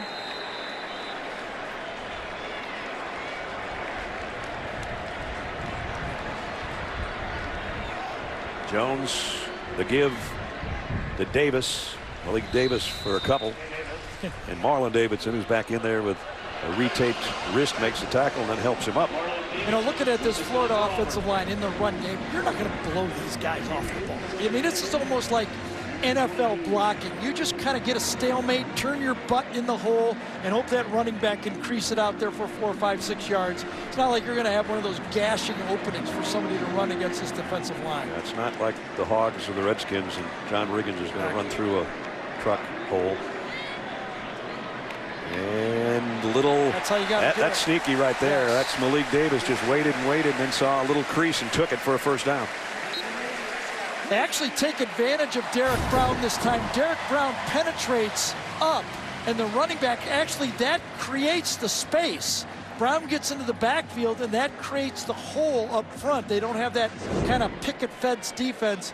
A lot of times those defensive linemen can get too deep and actually open up a lane for the runner. Saw Malik Davis just take his left hand and kind of push Nick Buchanan, his center, in the butt to get Brown out of the way to pick up the first down. And that's a quarterback draw all the way here for Jones. And he got about 4. As we're down under 2.5 minutes. I think Dan Mullen is still thinking, I got a young quarterback in the game. Maybe if I get out to the 40, 45, 50-yard line and open up, but I don't want a mistake right now at this point of the game. Florida has all its timeouts should they choose to use them. With a 4-point lead, approaching 2 minutes on this snap. Second down and 6 for the Gators. Trayvon Grimes is the motion man. Jones throws the other way. Oh, man, he had Pitts with a half step over there, and he overthrew him. Coming up, Adam, Rick, and BJ will have first half analysis, scores, and highlights on the Geico halftime report, which is just under 2 minutes away. Now you got third down. And do you let him throw, or do you keep it on the ground? Well, you also got the quarterback run game with him in the football game, too. I just think right now I want to get out of the half. You got a 4-point lead. You can't make a big mistake. Here comes a blitz. He throws it to Pitts, and Pitts is going to lose some more yardage. Back to the 30. Big Cat Bryant, number 1, got the pressure on this screen pass, but I think Kevin Steele was thinking like I was thinking. They're not going to take a chance. They're going to throw something weird at us, and they had it sniffed out.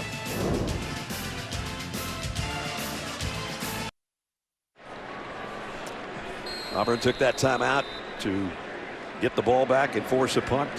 Everybody up close for the Tigers. I don't think Tommy Townsend's going to fake this one. No. Kicks away. Christian Tutt, and again, little trouble with it, but he does make a diving catch for the Tigers, and that's where they're going to work on offense. Coming up tonight over on CBS Sports Network, it's a Mountain West showdown as number 16 Boise State takes on UNLV at 10:30 Eastern. Carter Blackburn, Aaron Taylor, Jenny Dell will have the call for you. And here in Gainesville, opportunity for Auburn with 1 timeout left and a minute 38 seconds to go in the half from the 32. Fakes it to Whitlow. Nick Spires near sideline. Back shoulder throw. Did he catch it? He was shoved out of bounds. I don't think that's going to count. Oh, let's see. 2 officials are going to have a chat. No, I think he caught that out of bounds. Incomplete. Yep. C.J. Henderson, number 1. Powerful Seth Williams. Foot never comes down, shoves him out, and that's a good defensive play right there. Keep your wits about you. Use the sideline to your advantage. C.J. Henderson with the play. Didn't play a week ago, as Jamie told you earlier. Makes a nice play there.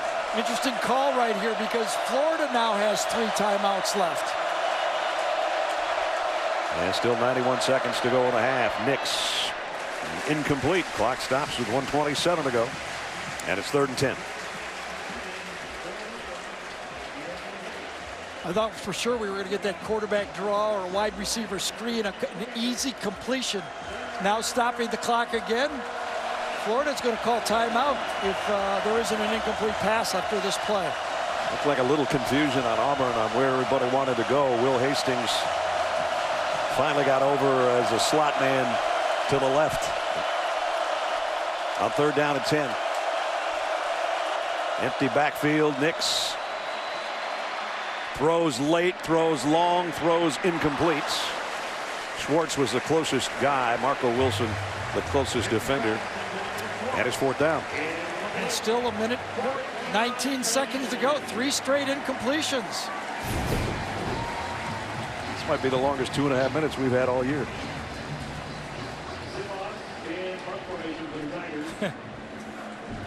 It has been, hasn't it?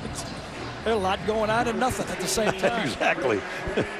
Like another 3 and out. Yes. And I don't think I've ever done an Auburn game where they had 2 first downs in the first half. I don't think we have at all. Sipos. Freddie Swain is going to let this one bounce. Got a good bounce out of it. Yeah, got it up to about the 32-yard line where Auburn downs it there. So 1:09 to go, and all 3 timeouts remaining for Florida.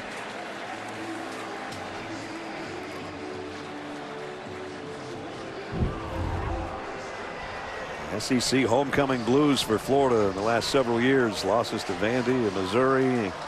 Came back and won a couple of those. And then LSU and Missouri. More losses. They're hoping that doesn't happen today. They've got a 4-point lead, and their starting quarterback, who wasn't their starting quarterback until 3 weeks ago, out of the locker room with a brace and back on the field.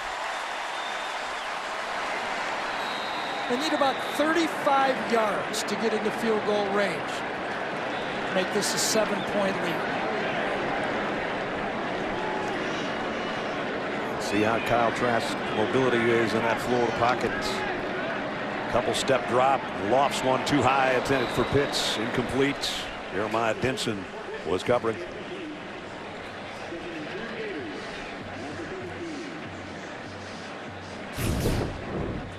after he lets his pass go. You know, when you have an injury, you can kind of feel that rush. He throws it and kind of bounces and just kind of really didn't step into that throw. No. That ball sailed on him pretty badly. Remember, that's his step. He's stepping into that left leg when he throws. You've got to step. That weight shift into your left leg is important when you're throwing the football. You know he's throwing here. 2nd and 10. This one complete to Hammond. Broke one tackle, close to a first down, but there's a flag.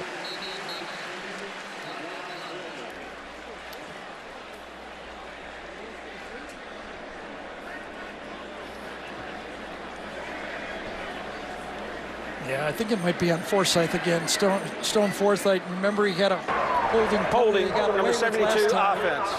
10-yard penalty from the previous spot. Replay 2nd down. Nick Coe took an inside release that time, and Stone Forsythe just grabbed him. Watch Coe come inside, and the left tackle, number 71, grabs him by the. It's a good, easy call. Coe, another one of those guys. It's a defensive end, outside linebacker type.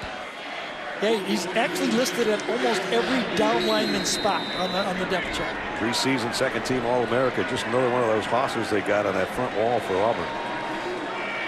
2nd down and 20 now. 58 seconds till the half. And whistle stop this play as well. I wonder, did Auburn take a timeout here? We only have one left. Before the snap, false start, number 56 offense. 5-yard penalty, still 2nd down. Well, the two tackles having some problems. 58 seconds on the game clock. Well, this, you know, when you watch the tapes. Running, the foul does not include a 10-second runoff. Thought Mark Curls was part of our broadcast team there for a second. Yes, he was. But you watch this offensive line, they have struggled. There's no doubt about that. They brought Brett Heggie, number 61, over to the right side to kind of calm down DeLance, number 56, give him some communication over there instead of having 2 young guys. And nothing's going well for him so far. Now they just keep it on the ground. P. Ryan breaks a few tackles and gets out to the 23. And with that confusion and that young offensive line, might change what happens here in the next 52 seconds. Timeout. Gene DeLance is being helped to the Florida locker room. The right tackle was called for the last penalty, I believe, after Stone Forsythe had the one before that. And on that offensive line that Gary was talking about that's been shuffled so many times to try to get experience and youth on both sides. And now they lose another tackle, and that means Gleisch and Forsythe are the 2 guys at the tackle spots. Here's a jump pass. Complete out to Van Jefferson, who hasn't been involved much today. Spins his way up to the 33. And even without incompletion, but anything short of a first down, Auburn's going to force a punt with a timeout here. They don't have a timeout left. No, they don't. You're right. So there's if you don't have any. There's about a 3-second difference on the play clock. Even they'll still force a punt because they'll have to take a delay again.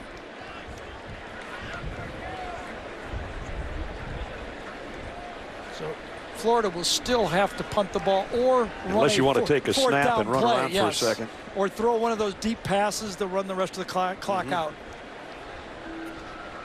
Those are your 5 options. We eventually rounded into it. We're going to see what they're going to do in 2 seconds. Same game, offense, 5-yard penalty, still 4th down. The penalty includes a 10-second runoff.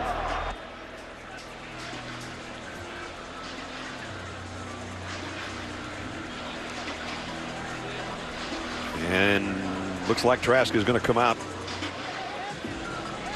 So the play we've seen in college ball in this situation is you catch the ball, throw it out of bounds, nice and high. Auburn has declined the 10-second runoff. 4th down.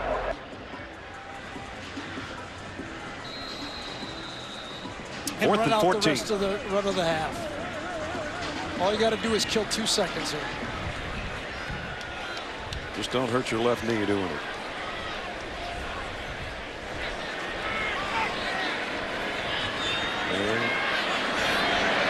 There goes the long ball Gary was talking about. Time has expired, and that one goes all the way into the third row, and somebody made a pretty nice catch over there on homecoming. Halftime. See, I told you he made a pretty good catch. Florida out in front at home, leading 17-13 on a homecoming weekend. Yeah, that's about as messy as a half I've seen between two top 10 teams, haven't you? Yeah, and yet we had some big plays too. Yes. And the leading coach is with Jamie.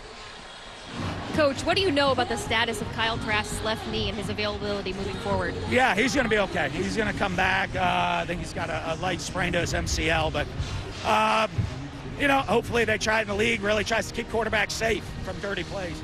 4 turnovers for you guys this half. What did you see on those plays, and how do you shore them up? We can't turn the ball over like that. Each one of them's an individual deal, right? You know, I mean, you can look at each one. There's not one that's the same.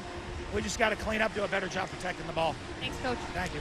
All right, so by his response to Jamie, he thinks the play by the defensive line for Auburn was a dirty play that took his quarterback out momentarily. 17-13 as we head to Adam Zucker and the guys in our New York studio. Zuck. All right, Ness, even more to discuss now. Coming up here on the Geico Halftime Report, Rick, BJ, and I will tell you about another high-powered day for Joe Burrow and the LSU offense after this word from your local station.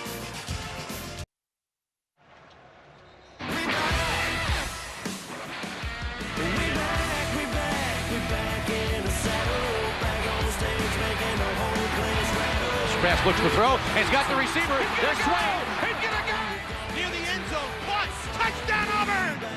The best game from the best conference. Well, the best ranking of these teams in this conference. I'm not sure about the first half of play, as we're just about set to start the third quarter from the Swamp in Gainesville. Florida will be getting the second half kickoff, the 17-13 lead. Anders Carlson has got it teed up.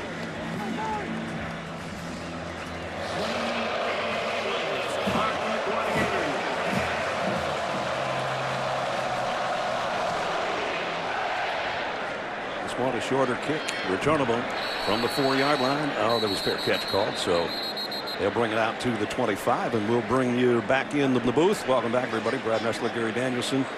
Consensus, G, around the press box at halftime. If these two teams are in the top 10, they should start playing like it in the third quarter. Well, let's try to put a good spin on it. Okay. Maybe instead of unforced errors, there were forced errors in this game, because there was a lot of good tackling.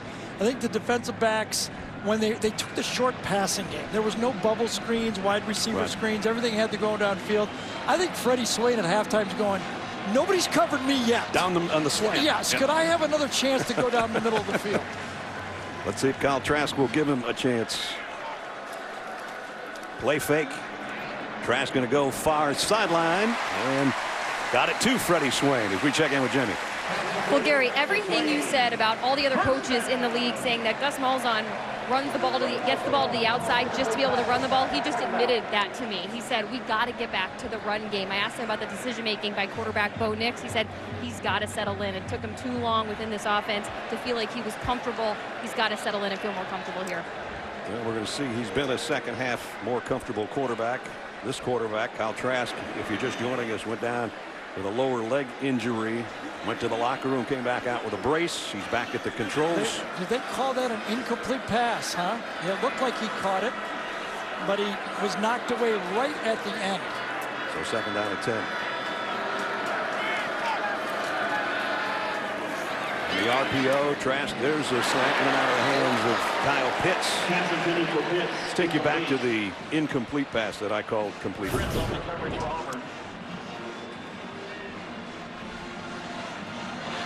Yeah, it's stripped, never really controlled. Swain never comes down in it and poached out that time. Javarius Davis does a good job of getting his hand on that ball right at the end of that catch. Nobody's been very good on third down today. Florida's got a long one here, 3rd and 10. In our defense, we missed that, but we looked very good on camera in that situation. You did. Empty backfield for Trask. Running out of time. Throws across the middle. There's Swain. First down. As Gary said, here I am. Can you throw it to me? Roger McCreary was a step behind. Well, at least they've got a corner covering him on this play instead of a linebacker. And it's actually the same play that was a touchdown to Hammond early in the game. It's a little bit of a stutter. He goes out, he stops, and then he goes across the defender's face. Good job that time by Trask buying time to allow Swain to get across. Eddie Swain putting together a career type of day. 5 catches, 136 yards, and a touchdown. The throw to the outside to Pitts. Good job to bulldog him down after a 4-yard gain by Igbenogany. First half game trends. There's the numbers for Trask and Jones combined. Bo Nix struggled. 5 out of 14. And again, an Auburn team that likes to rush the football and has 35 yards on the ground. That's not going to do it. There's Freddie, all career highs. Yeah, has not been coverable in the game. He's had one knocked out of his hand, but nobody covered him. Ryan comes out as a wide out to the bottom of the screen. They go back the other way to Pitts, who makes a tough catch in front of Jamie and Sherwood. And that seems to be where Dan Mullen is trying to create this pressure point. He understands that Auburn is covering Pitts as a wide receiver, and that's allowing those inside slot receivers to match up against safeties and linebackers. That seems to be the game plan that has opened up for Dan Mullen the most. They're going to measure this. Yes, they are. If the line is true, it's a first down, but we'll check it.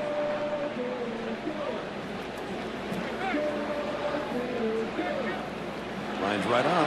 First down. Perfect. So they come out of halftime. Florida gets the ball. 5 plays, 5 straight passes. The ruling on the field of the spot of a first down is under review. Now we're going to review the spots. Pitts was kind of turned around with his body backwards when he made the catch and ended up a little bit short, but it's a matter of forward progress, and if the ball was across the line, here's another look.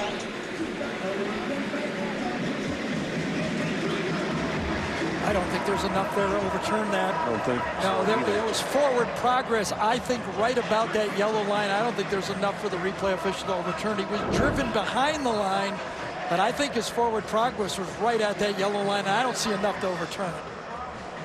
Pitts is a big target, 6'6", 239. He had 3 catches all of last year and had 4 for 2 touchdowns last week. The runner was down with the ball at the 46-yard line, short of the line to gain. It's 3rd down and 1. Okay.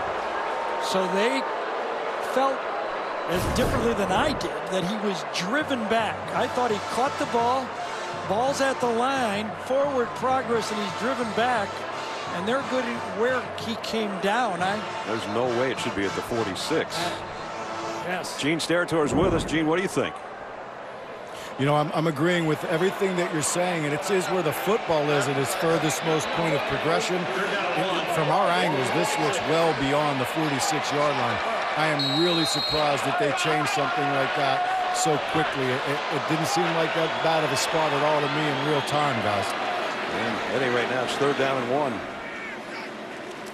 They fake the handoff to Swain, and here's a guy with a bad leg running the football. Look how big that spot is. That change right there on a play to me that could have gone either way to get an overturn. That's going to cause a punt here. Yep. And it puts your quarterback in harm's way when he's already playing on a bad leg. And you wonder if they're going to do that. I mean, I really didn't think they would be running him, but if I was running my quarterback, I'd bring in number 5. Yep. Instead of a first down, it's 4th and 2. So that is a huge turnaround. Wow. That has ramifications. Tommy Townsend to punt.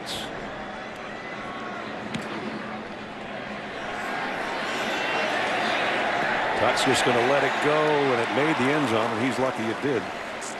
Should have been probably fielded by Tut. Out to the 20 we come with the offense, with Auburn down 4, and we come back.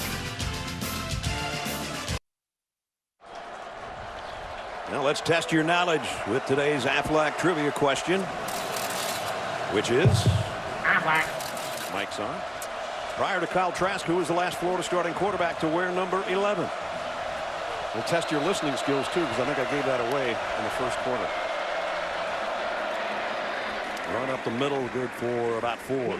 So think about this Auburn offense, an offense that routinely goes over 400 yards for Gus Malzahn. They had 92 yards in the first half, and a third of it, 32 yards, were on one play, a pass play. A pistol set here with Whitlow behind Bo Nix. And now he flanks to his left. They fake it to him. Nix does it himself. Got collared right about at the line. First down line a little bit short. Number 58, John Grenard this time. He can hold a conversation with us. Watch him try to tackle both guys on the play. He's got the running back, and then he goes, oh, let me try to get the quarterback as well. 3rd and 1.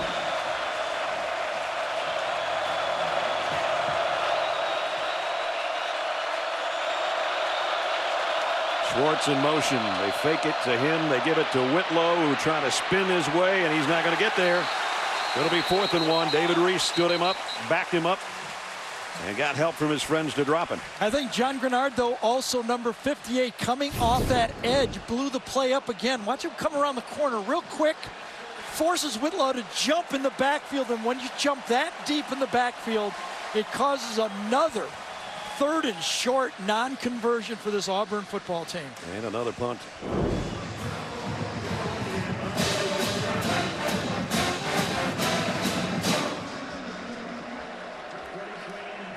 Zippos to kick. 6, 3 and outs. That's 3 and ouch. Freddie Swain camps into this one with a fair catch around the 32. Like being a good center fielder, you see that ball, you run to the stop, and you save yards. Having a career day as a receiver. Pretty good job on the returns as well. We'll return after this timeout.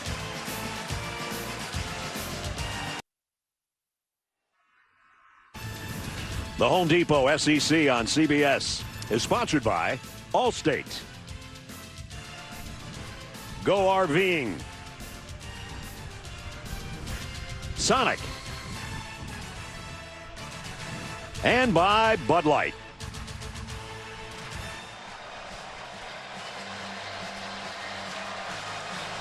You look in high atop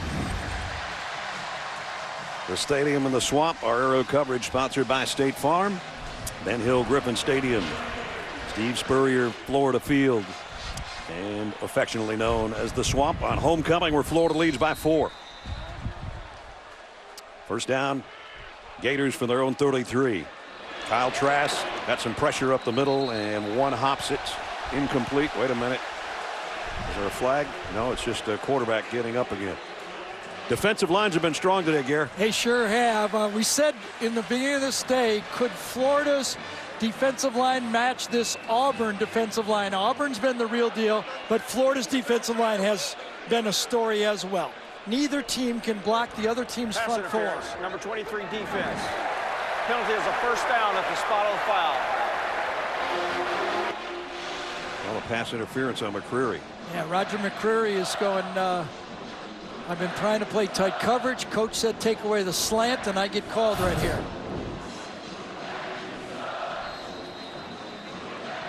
Yeah, he grabbed just the shoulder pad. See that little tug right there? Just that tug right in there. That's exactly what the official's looking for. That jersey right there. Malik Davis got about 4 out of it. Jeremiah Denson brings him down. It really feels to me that this Auburn secondary is up now trying to clamp on everything. Is there going to be this time for the play action pass and hit a deep one here? Again, Van Jefferson's been pretty quiet. So is Tyree Cleveland. Those safeties have been making tackles at the line of scrimmage. When they're going to get something deep? Hammond and Swain have been the guys that scored touchdowns off the arm of Kyle Trask. Here comes the heat. He got rid of it just in time. Incomplete. They intended for Tyree Cleveland. See, every throw right now is a tough throw. This Auburn secondary is going, okay, we've seen enough of this. Because Mobley, number 55, puts the pressure of come around the corner, and Trask has to move up into the pocket, but the coverage, I think, looked good. I'm not sure that Moultrie didn't almost get a hand on that pass. It as well. Yeah. Still came spinning out of there, but it looked like it changed it just a little bit. 3rd and long. Let's see if this Florida offensive line can hold up here and allow Trask enough time to throw.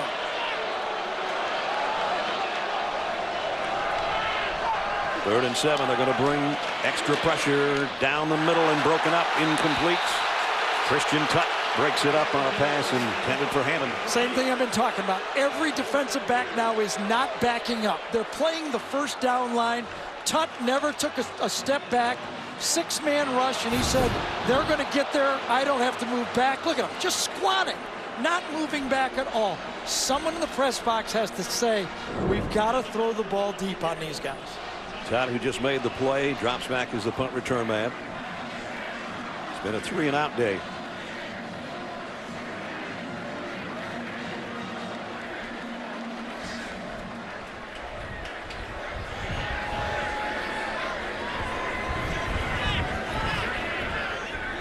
Townsend takes a step to his right, punts it away.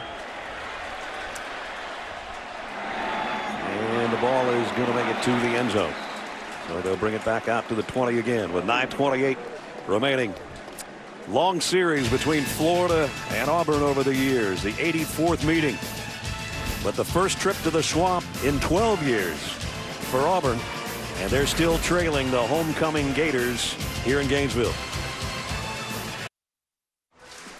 A little earlier, we asked you the athletic trivia question, which was, prior to Kyle Trask, who was the last quarterback to wear number 11, and I told you I gave it away in the first quarter. Steve Spurrier threw for 259 and a touchdown against Auburn. Maybe the most memorable moment came a little bit later. Steve was on his way to win the Heisman Trophy that year in '66. Had the old square toe shoe, came in, hit a 41-yard field goal, and Florida won it 30-27. At Steve Spurrier Field here in Gainesville. 17-13 right now. Bo Nix throws a strike complete to Canella, and he's got a first down to pick up a 12. Sal Canella's first grab of the day.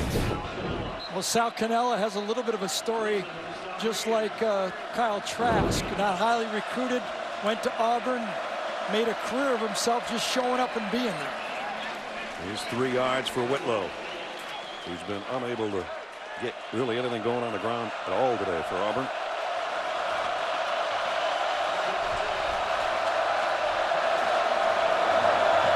Fans have done their job today. They've made it pretty miserable for Bo Nix. 2nd and 7. Whitlow.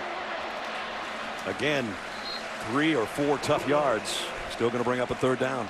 Yeah, and in the last, so far in this football game, this Florida defense have stopped Auburn short of a first down on 3rd and 1, 3rd and 3, 3rd and 2, and 3rd and 1. Yes. But the short yardage stops, they have just handled them in this game. 1 for 9 in the football game, but 4 very short. Jabari Zuniga, who we thought would play, has not been on the field in 1 play in this game.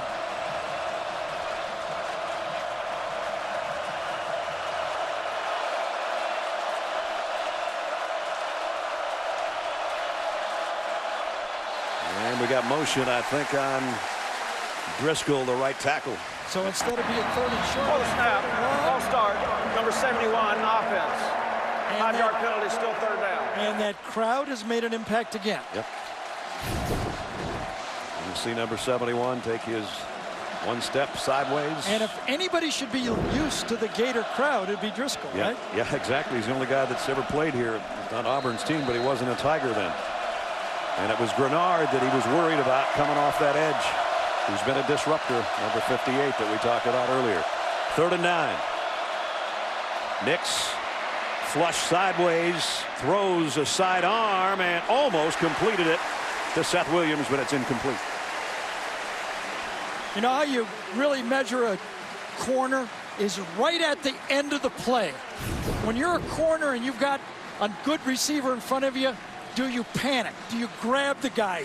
Do you give them a cheap penalty, or do you play through the play? And C.J. Williams did the very well. He's the bigger of the two corners and matches up well with the big Seth Williams. 1 for 10 on 3rd down.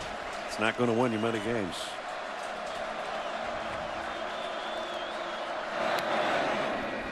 Zippo's punt chases Freddie Swain over by the sideline where it goes out of bounds.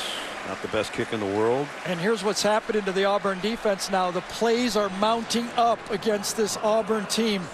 It's 33-50. Florida has the advantage.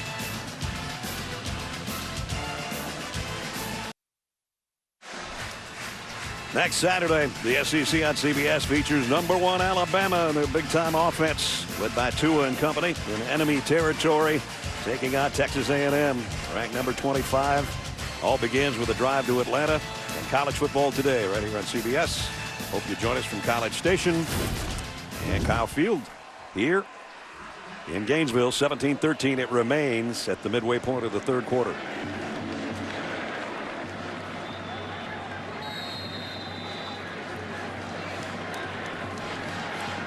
Now Trask has a look at that Auburn defense. It's been pretty stingy today.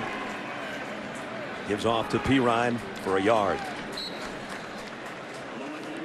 Owen Papo, a true freshman linebacker, made the stop. We talked about, Brad, that maybe somebody from the box can give Dan some help about the receiver squat. He's got plenty of guys that knows him. Yep. That's for sure.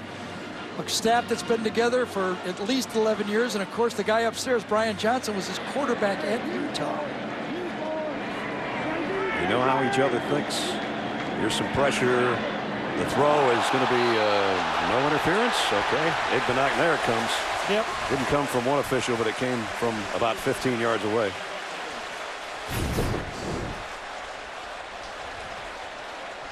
Big Nogany did everything but take his wallet. He got there just a half step early, didn't he?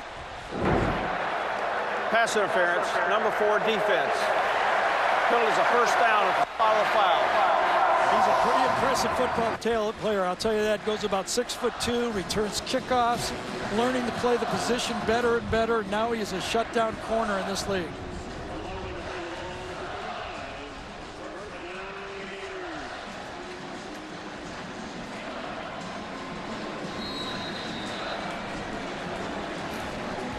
First down by penalty at the 35 for the Gators. Each team with 6 for 50 today. Here comes a blitz.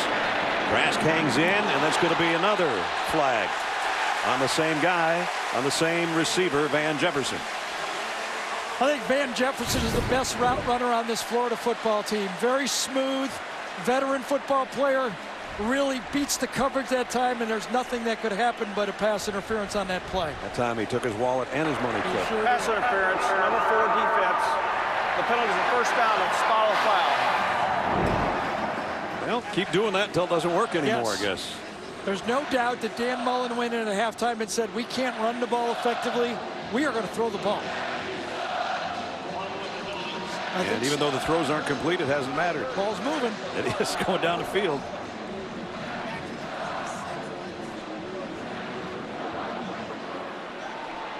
On the 46.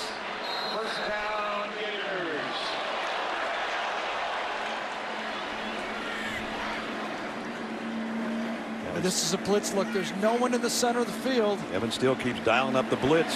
Florida keeps picking it up, and there's a throw and catch. Good to Swain, who adds to his already impressive day. 6th catch for Freddie. Swain's looking at the sideline saying, I told you, no one can cover me again. The Auburn defense is looking at the sideline with the snap of the ball. They had no one deep. They were playing man, which basically is zero coverage. Instead of getting a strong rush, they're looking over to the sideline for a call. Another 1st down to Freddie Swain. The high-end receivers are doing a good job for this Florida football team. 1st down to the 44 of Auburn. Play action. Trask in trouble this time. Throws it away.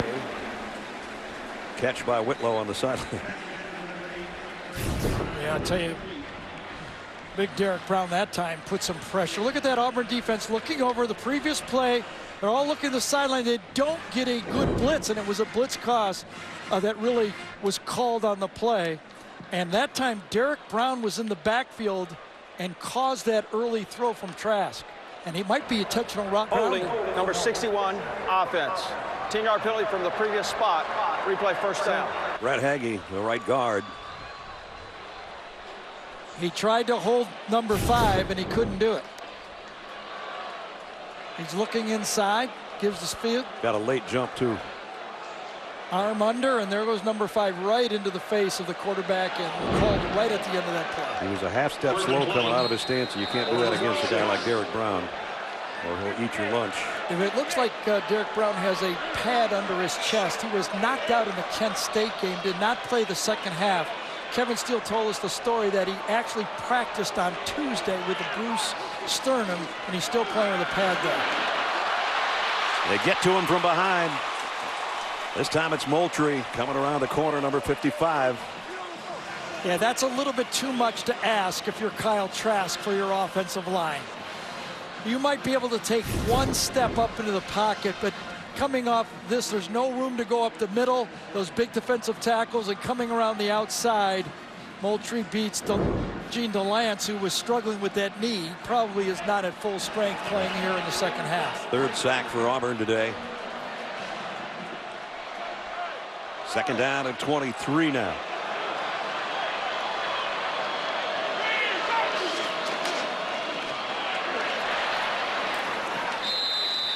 Ryan goes for 4 or 5, brings up third down again. Well, we made the point that Auburn was 1 for 10 on third down, but it's not like Florida's lighting the field on fire. They're 3 for 11. Came in at 50%. Not having that kind of day at all today. I usually like to do a play call on 3rd and 20, but Brad, I'll let you handle this one. Okay. Okay, what do you want to do on 3rd and 20 right here? Throw it quick? Throw a really quick slant. There it is. No, it's a slip screen out there to the wide out, and got about 4 yards for Trayvon Grimes. If you're going to try to get a first down, by the time your receivers get that deep, you'll be sacked. I think that was a good discretion is the better part of valor on that one. So it brings out the punting unit. Tommy Townsend to kick. That drive was basically a couple completions and a couple pass interferences, right? Yeah, exactly.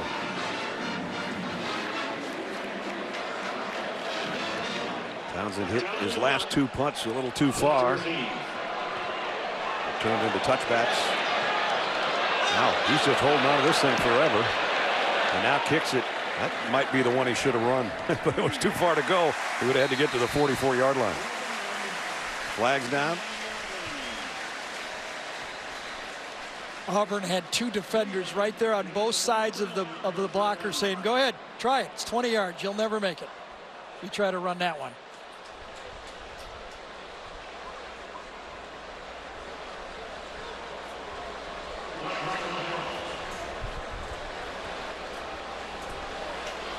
Officials with a conference going on here. Basically everyone was downfield by the time he kicked it, with the exception of the 2 guys Gary was talking about. And I mean 20 or 30 yards downfield. During the kick, holding number 19, Auburn. The penalty is half the distance to the goal from the end of the kick. First down. So an Auburn miscue on a special teams play again, and that'll put them in a hole offensively as we check in with Zook in New York. Hey, Ness, Missouri's Kelly Bryant throwing a touchdown on this play, but watch his lower left leg. A low hit, a penalty on the play. He suffers a lower leg injury. Just saw him on crutches a few minutes ago. He's ruled out for the second half in their final non-conference game. Oh, boy. Having a great start after his transfer from Clemson. And of course, we had a lower leg injury and a starting quarterback here, but Kyle Trask with a brace has come back to play the majority of the snaps at quarterback. And now the freshman quarterback's in a tough spot for Auburn because he's got the crowd in his ear and he's standing in his own end zone to try to start the drive.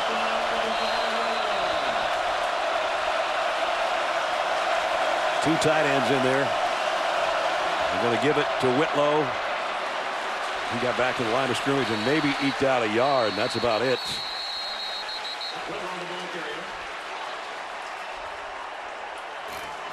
This guy has done it already.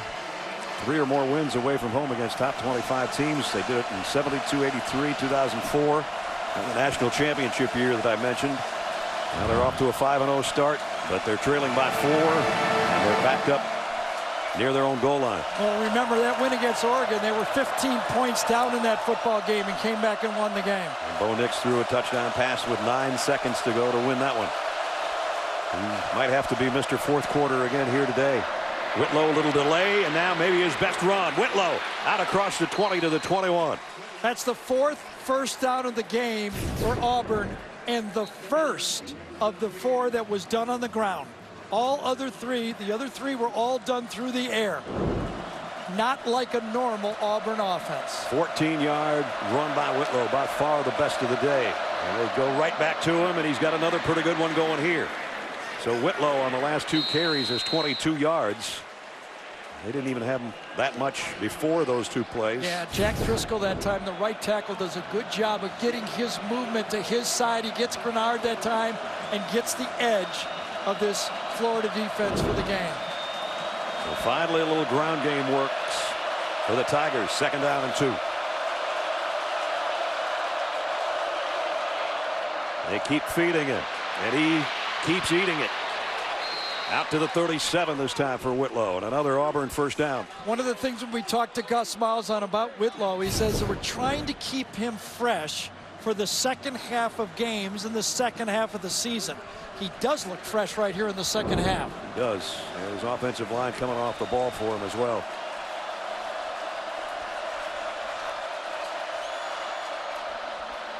This time Cam Martin, who's giving Whitlow a breather. And it's really the first time all game that the Auburn offense has been able to go fast. They've not been able to get enough yards or get a first down to go fast. It's the first time we've really seen Gus Malzahn be able to put his high-tempo offense on the field. We approach a minute and a half, 3rd quarter. Auburn's offense starting to gear up. 2nd down and 6. On their own 41. Play action. Nix loads, fires deep. Man there. Got him. Couldn't keep his footing, but it's first down at the 13. Seth Williams again. Well, I was saying that Florida needed to throw the deep ball, but Auburn beat him to the call. Seth Williams comes down and just runs right by. That's not even a big fake or anything. C.J. Henderson's just looking in the backfield. They didn't have the stick set right there, but at any rate, there's a first down to Williams again, this time to the 10. So you're able to run the ball a little bit, and all of a sudden you get the Florida defensive back staring into the backfield, and number 18 makes a great catch. And how they're schooled now to turn so the ground doesn't cause a fumble on the catch. Good job by Williams. Florida's been unbelievable in the red zone this year. The first red zone appearance for Auburn. They're at the 10 after back-to-back Seth Williams catches. Now the play fake and trying to get it to him again, and that one was behind him and low. Yeah, he was upset with the throw, and Gus is upset with the outcome because he had it. He had what he wanted, the slant to the outside, and it's just a poor throw by the quarterback. Nix turned ahead, Gusto. 3rd down at the 10. They can get a first down at the 3-yard line.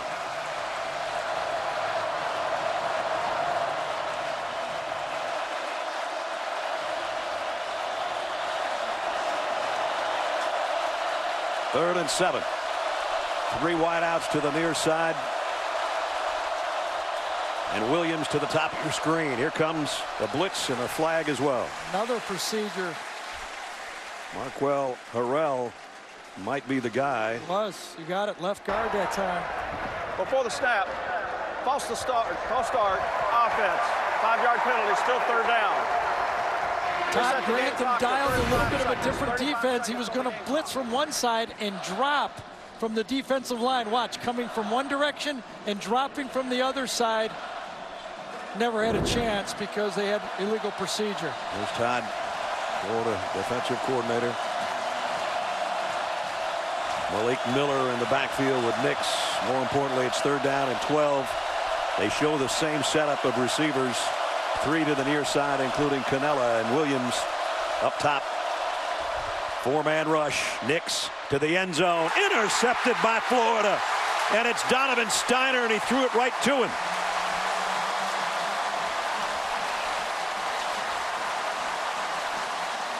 Sal Cannella is saying, put that ball up in the air. I'm 6'4", put it up near the goalpost, and I can catch it. Here's the interception. Canella's going to go behind it. He needed to put it over that safety's head, and he does not. Two poor throws by the true freshman quarterback. And the reaction from the head coach, what you could expect. He thought he had a touchdown on the previous play, and then his freshman quarterback threw it right to number 13. But his senior guard didn't help the situation either with the penalty on the play before. A little bit too much, and this time number 13, Steiner, got there. Remember, he didn't get to number 18 before. And this time Bo says, Florida takes over. Under center is Trask from the 20-yard line. And a 2 or 3 yard run by Malik Davis might bring our third quarter to a close. Costly turnovers, costly penalties, missed plays on special teams by both sides, and we're still stuck on 17-13. We're going to switch ends. Yeah, it's one of those games where if we could just do a little bit less worse than they're doing, we could win this game. We'll see who does worse less in the fourth quarter. End of 3. Florida 17, Auburn 13. We'll return to Gainesville right after this message and a word from your local station.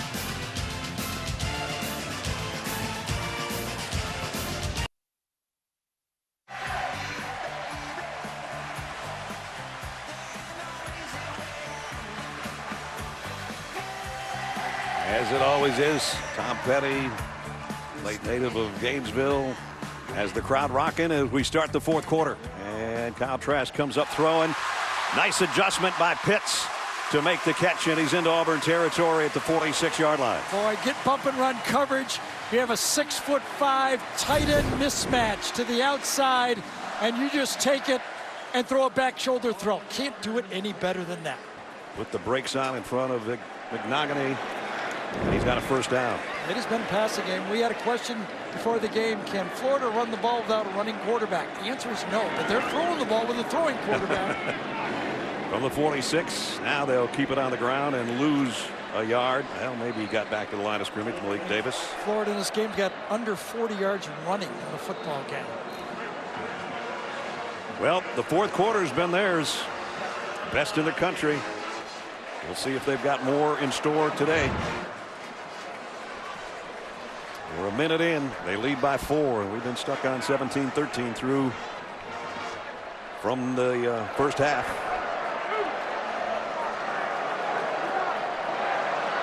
Second down and 9, just outside the Tiger 45.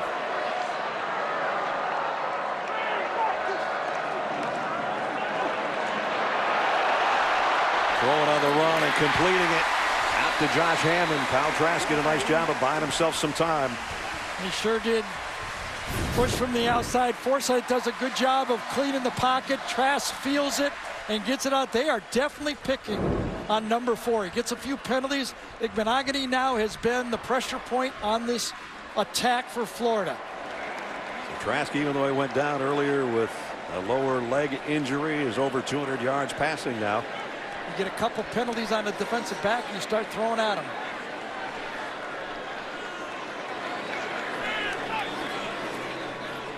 Play fake. Trask takes one step up and throws a strike to Pitts. Kyle Pitts, another Gator first down. Well, Pitts came into this game the last 2 games. He had 11 receptions, 4 touchdowns, and he's having a big game again. That's his 8th, or is it his 9th? That's his 8th catch of the game so far. He has 8. Swain has 6. It's almost like checkers right now. If he gets a small corner on him, they're just throwing the ball and just back shoulder throwing him and just saying, he's too big for you. 2.5 minutes into the quarter, and Florida on the drive and back in the red zone at the Auburn 18-yard line. Auburn's bringing the heat. And again, Trask keeps the ball and loses 2 or 3. Yeah, that time, Pete, Malik Davis, number 20, goes, just pitch that ball to me. I got outside. You could have pitched it to me. Does appear that, you know, the total amount of plays now moving up on this Auburn defense is starting to have an effect. Just don't seem to have that edge they had in the first half. 61 plays, and by the way, Florida's one of the, I think they're ranked 12th in the league, 63 plays a game. One of the worst teams in the league for controlling the ball, but in this game, they are controlling the football. Average for them is under 29 minutes. Time of possession a game. They're using all of the clock here, too. Trask. And he's hit. Ball is out. The big fella's got it again. Derek Brown took it right off his hand. I just said they were tired. How could you do that when you're tired? Because he's going to be a millionaire next year. Exactly. Wow, number 5 is hard to deal with. From that defensive tackle position. Goes up against a veteran player, just pushes right. Actually, he got 2 guys. Heggie had him at first, number 61, but he pushes right through Heggie, reaches out his left hand and steals it. I'm not sure if that's a fumble return or an interception, but we'll give it to him. Wow. Defensive lineman's dream, and a happy coach on the sideline. Auburn's got it back. Time now for our ExxonMobil game recap from the Swamp. Number 7 against number 10 here on homecoming. Kyle Trask. That's not the first time he's going to be hit and fumble the football and have number 5 end up with it. Bo Nix, a couple interceptions today. He had gone 119 passes without throwing one. He's thrown 2. But Trask hung in. He's done what he's had to do. Throws some crossing routes to Freddie Swain. In that case, Josh Hammond, part of his 2-touchdown day. Even though he was banged up, he went to the locker room. Got a knee brace on the left knee, came back, and he's played the rest of the game. Bo Nix threw a dart to Seth Williams in between 2 defenders before halftime. That got it to 17-13, and then a very ill-advised pass. I don't know if he never saw Steiner or not, but that's kind of where we are. But Gary, we also are having the Derek Brown show a little bit going on here. Good player's a good player. He's kind of doing the Quinnen Williams defensive tackle thing. When you've got a guy that can disrupt the offense from that tackle position, that puts a lot of pressure, and he has been the star as advertised. He gave it back to his offense with that last play right before the timeout, and so both of these defensive lines have matched up. 7 turnovers, 16 penalties, and a botched punt where Florida tries to fake it. It has been both defensive lines that have been tit for tat. And boy, the guy that's been one of the disruptors for Florida is down right now. John Grenard, the transfer from Louisville, who we spent time with yesterday, has got a personality that would light up the whole stadium, and they work on him with 11 minutes and change remaining in the game.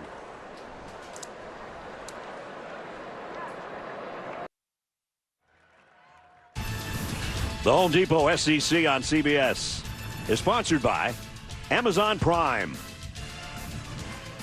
Aflac, Chick-fil-A, and by Microsoft.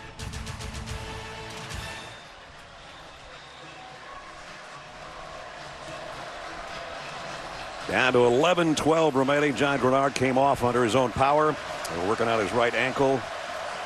My guess is he will be back out there, knowing John Grenard. Meanwhile, 2nd down and 4 for the Auburn Tigers at their own 46, trailing by 4. And here's a good-looking run by Whitlow. The second half, he has come to life, and he's got a first down at the 38-yard line. And just as advertised, as we were told, they try to get a fresh Whitlow in the second half, run right off that double team inside. That's what works so well. Yeah, 14-yard run. Excuse Kim and Orell, number 54 and 77. Good job. He's had 14 and 16-yard runs in this quarter, and now his quarterback runs and got out of the bounds after a 2-yard pickup.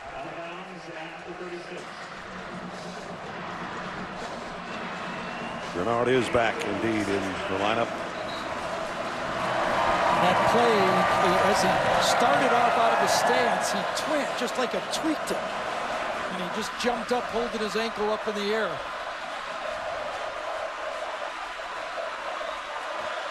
Auburn's moved it to the Florida 35 after the Derek Brown sack, forced fumble recovery all in one.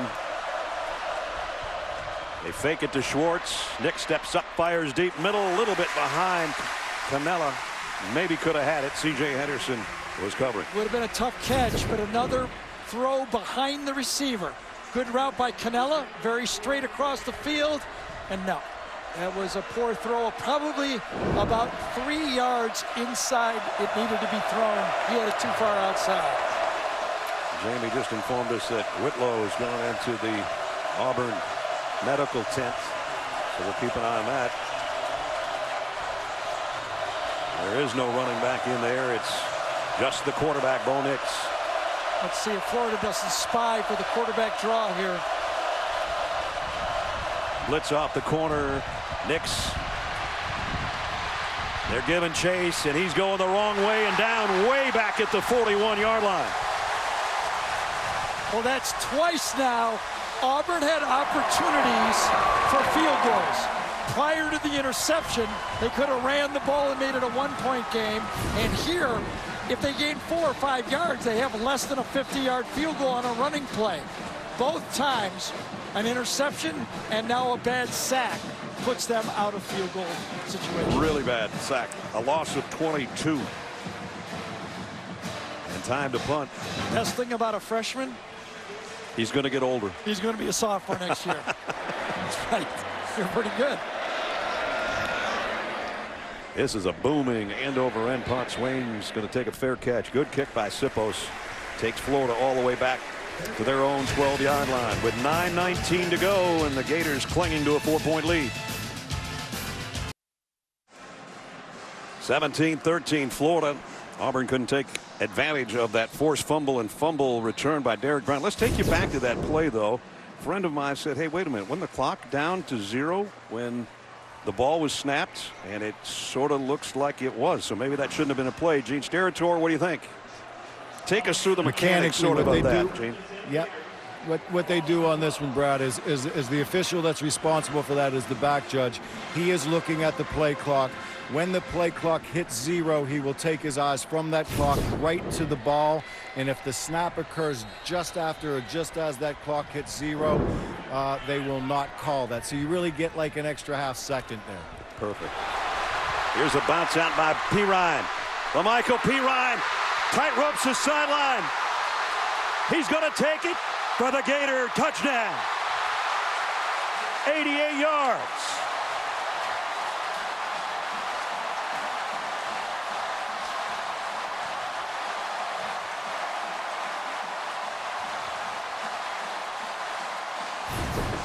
No running attack all game.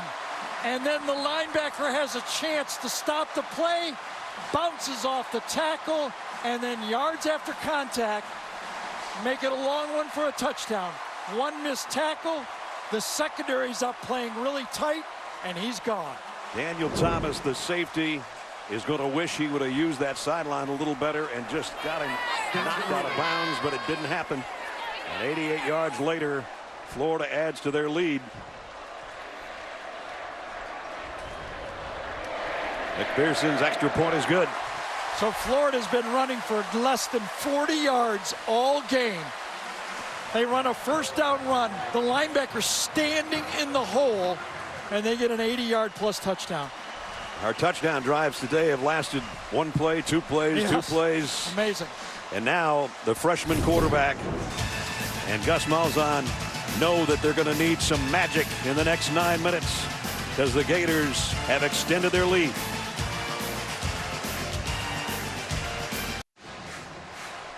Auburn's in trouble on the road with 9 minutes to go. That's the Florida sideline after an 88-yard touchdown run by LaMichael Pirine.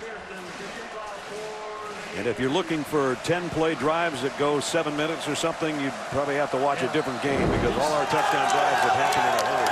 These two defenses are not allowing that. And Auburn now. Ness Watch what a coaching staff can do. Florida goes unbalanced with 4 players to the outside, unbalanced over here. The safety is over there, only 1 player on the left side of the field. The ball goes that way. Poor angle from the safety does not save it, and all of a sudden, it's an 88-yard touchdown. Check in with Jamie.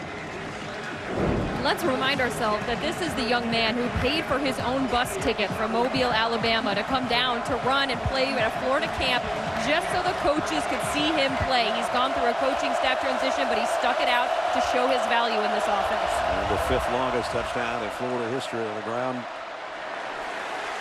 And Whitlow, who's had a good second half, tries it again against that Florida front 7. Well, Bo Nix was heroic against Auburn, against Oregon for Auburn in that opening drive. It'll take more from him in this last 4th quarter because this Florida defense is geared up.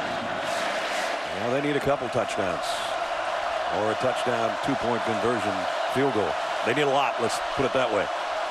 Nix, far side, complete, and it's J.J. Wilson, their H-back tight end. His first catch of the day. Sometimes being down this much frees you up as a quarterback. There's no other path but to throw the football now. Mix it up with draws, but now it becomes a quarterback-receiver football game. 3rd and short, and they had not had success. This time they do. Whitlow, good second effort, bounces off a couple of would-be tacklers and spins for a first down. Don't forget, later in the game, the play of the game presented by Jersey Mike subs. Not going to see any subs in this game. Frontline players are going to have to go the rest of the way. Still plenty of time. Make first downs. From the 37-yard line, Bo Nix drops, scans the field, and now he's going to take off on his own. Try to get to the first down marker. He's close. Might have given it to him. I think they did. Good thing about this with the Auburn offense, it's hurry up anyway, so they don't have to worry about hurrying up. Yeah, protection was pretty good. Coverage was real good, and Bo Nix did the smart thing and run for a first down.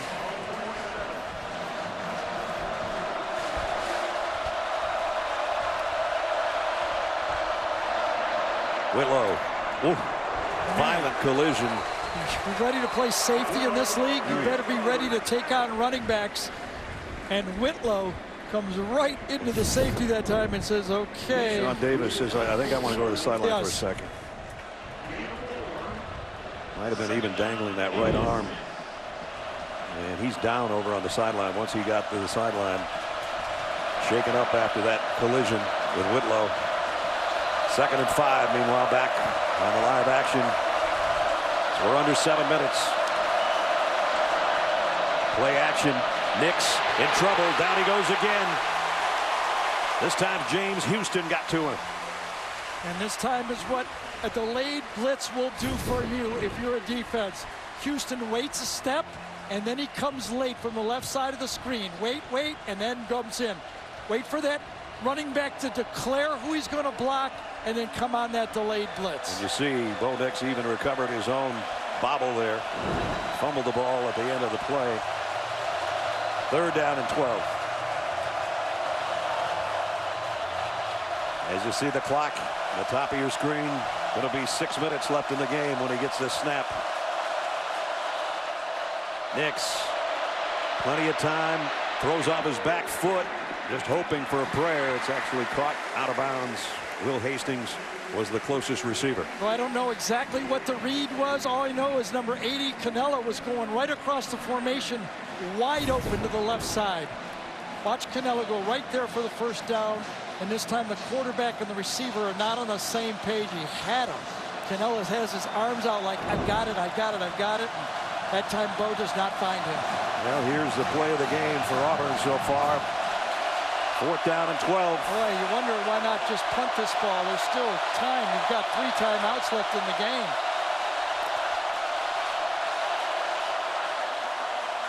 And there is a timeout. Taken by Florida with 5:55 remaining here in Gainesville. Well, I guess instead of Gus Malzahn, it's Guts Malzahn. 4th and 12. Bo Nix 9 for 23 in the football game. This is a gutsy call. The whole football game is on the freshman quarterback, 4th and 12. They've got to get it all the way to the Florida 43. Bo Nix flush sideways, waiting, and now he's going to try to run, and there's no way he's going to get there. Florida takes over on downs.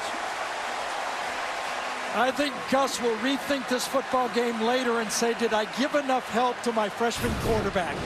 Remember when Dan Mullen kicked the field goal? He could have called this easier play early in the game to make it a smaller score for a field goal. And here on 4th and 12, that's a lot to ask for a young quarterback against a veteran defensive team that leads the SEC in interceptions with 11 coming in as we stand in this football game. So now Florida's got it back with an 11-point lead. And also, Brad, remember, Florida's had one running play. Yeah. Besides that, I mean, at this point in the game, Florida's going to run the game. I would have challenged my defense to get a stop and get the ball back 1st and 10. That one run Gary's talking about was Pirine, who was in the backfield with 88 yards the last time he touched it. And you can bet they're going back to him. And LaMichael gets a tough 3. Eric Brown holding on for dear life.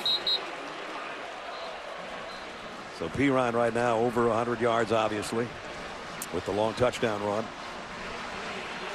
10 carries for 124 for LaMichael.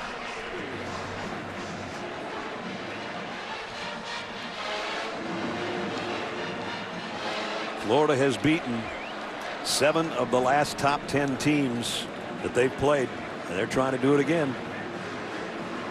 It'd make for a happy homecoming for all the alums and the folks around Gainesville partying, but they still got 5 minutes to do it. Here's the give to Josh Hammond on an end around. Hammond gets to about the 43. Josh Hammond. Kyle Pitts has caught a lot of passes in this football game, and this time he's able to get the edge blocked for this Florida football team and get it into 3rd and short. Every snap so important for Auburn wanting to get the football back. Florida's got some big games coming up and starts next week. Georgia, Florida State. Well, you know, at South Carolina ain't going to be easier. They don't come back here to the Swamp until November 9th. That's right. Move through back. Trying a trick play back to Trask. It worked. I'm just not sure I keep doing this to my quarterback who's got a bad wheel. We got gutsy Dan Mullen and crazy, gutsy Gus Malzahn and crazy Dan Mullen. Holy cow. Lucas Kroll, number 7, high school quarterback, tight end, H-back. You know, we see them do it in practice, yes. But I wasn't expecting that That's today. in practice. Wow. Just shows you their inability to run the ball all day forced a big call for Dan Mullen in a crisis situation right there, and buys another, you know, at least timeouts being called by Auburn or another 2.5 minutes off the clock. You see they've got 10 more first downs than Auburn does, and now the clock is stopped with 3:35 remaining.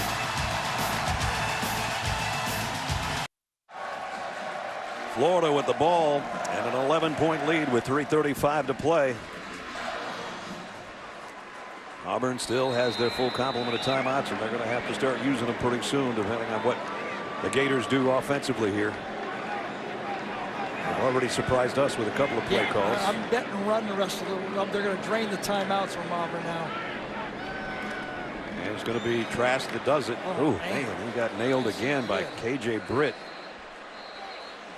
I guess I wouldn't be saying this if Trask didn't go down with a leg injury earlier in the ball game, but now they got him catching passes from the tight end, and they got him running the ball and getting drilled. And, KJ Britt might have missed a tackle on Pirine, but he didn't miss that one. No, he didn't.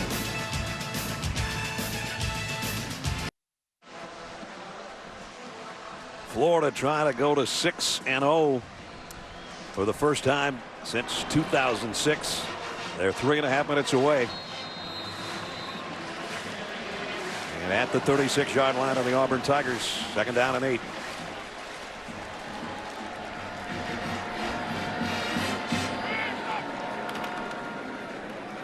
Michael Pirine. We got a half yard out of that again. And Dan Mullen in his second year, he put together a 10-3 season last year, which was a 6-game increase. And you look at some other second-year head coaches of note, and he is flying past those guys right now. Yeah, and he also was here, obviously, when Urban Meyer took a second-year head coaching job and went all the way to a national championship. Right. And they're trying to win their 10th straight game. That's the 4th longest behind Clemson, Ohio State, and Appalachian State. The 3 teams with longer winning streaks. Clemson's at 20, I think, right? Yeah. They've struggled more than we've all thought this year, haven't they? So Auburn's down to 1 timeout. Auburn's schedule. Remember, they got a big win over Oregon and then one at Texas A&M, which is where the legend of Bo Nix, I guess, started with Oregon, and then A&M not getting rattled there, but they got ahead at Kyle Field, and that changes things a little bit as far as quieting the crowd. Yeah, they still only have to play number 1, number 3, number 5 coming up ahead of them. So you want to be an SEC head coach? There's your gauntlet that you have to go through before December. Trask again runs. And it's 4th down. Jamie and Sherwood made the tackle. Auburn has used its final timeout. Back in Gainesville with 3:20 to go. Now 4th down and 7 coming up for the Gators. And they are set to punt. This is the one time I'm sure Tommy Townsend would like to put one out at about the 5-yard line instead of in the end zone. And if Auburn doesn't rush him here, he'll take his time. And he did. Pooch it. Straight up in the air, and it's going to be taken at the 10, maybe the 9. Well executed. So 3:12 left, no timeouts for Auburn. And coming up on Monday, one of the great comedies, The Neighborhood, Cedric the Entertainer and Max Greenfield star in The Neighborhood, Monday, 8/7 Central on CBS. So the 10-yard line for number 10. Long way to go and a short time to get there for freshman Bo Nix. Wideouts, 2 to each side. 90 yards away. They need more than a touchdown. They need a combination of scores to either even it or go ahead. First things first. Throw in the flat. And maybe 10 yards for Malik Miller. I thought he was going to get knocked out of bounds. The big fella rumbled up and I think got the first down. Yabade, number 11 that time, needs to force that player inside the field. Got out of bounds and a first down. We're playing soft zone. Nix overshot an open receiver that time at Hastings. And Will was open out there, and that was just a high throw. Yeah, well, Hastings is not as big a receiver, and it has to be down in his area. And lucky that wasn't picked off by Marco Wilson. That would have been the game ender. 2nd and 10. Low snap. Nix handles it. Gets it out to Malik Miller again with blockers in front. He's got another first down. And taken down by Sean Davis. And again, they'll move the sticks. Clock stops temporarily here. 2:45 to go. Florida is willing to give up yards for time right now, but they need to tackle inside the first down. Auburn needs to throw past the and first again down. He overshot him, and this time Marco Wilson did pick it off. That'll end things. It's like he learned from the last one. Exactly, right? The last one is like, last time I had my eyes on 33. This time I have my eyes on the football. Hastings again, not a very tall guy, 5'9" at the most. And Wilson says, crossing route, I'll just keep my eyes on the quarterback and take the free overthrow. He learned from the previous play, yep. but Bo Nix didn't. Again, the high attempt to number 33, and it ends up this time in the arms of number 3. Marco Wilson, 2nd interception of the year, and a huge one here at home for homecoming. Well, I think, everybody thought how much better did this Florida team have to play to beat Auburn? They have played well on that front. But Kyle Trask also, I mean, there's no doubt Dan Mullen handed the ball to his quarterback and said, we got to throw. Yeah. First down from the 47, Michael Pirine. And I will say this for Bo Nix and the Auburn offense. 11 for 27, yes, but he didn't have that Auburn offense to help him in this football game. Florida took away the running game. 11 for 27, one touchdown pass, 3 interceptions, but he didn't have the help necessary for a freshman quarterback on the road. He had thrown 2 interceptions coming into the game. As you see there, he's thrown 3 today. There'll be better days for that young guy. I don't think you can put that all on him. This offense did not produce the necessary help for this normal-looking offense for Auburn. A straight give again to Pirine. And LaMichael gets it right to the midfield stripe.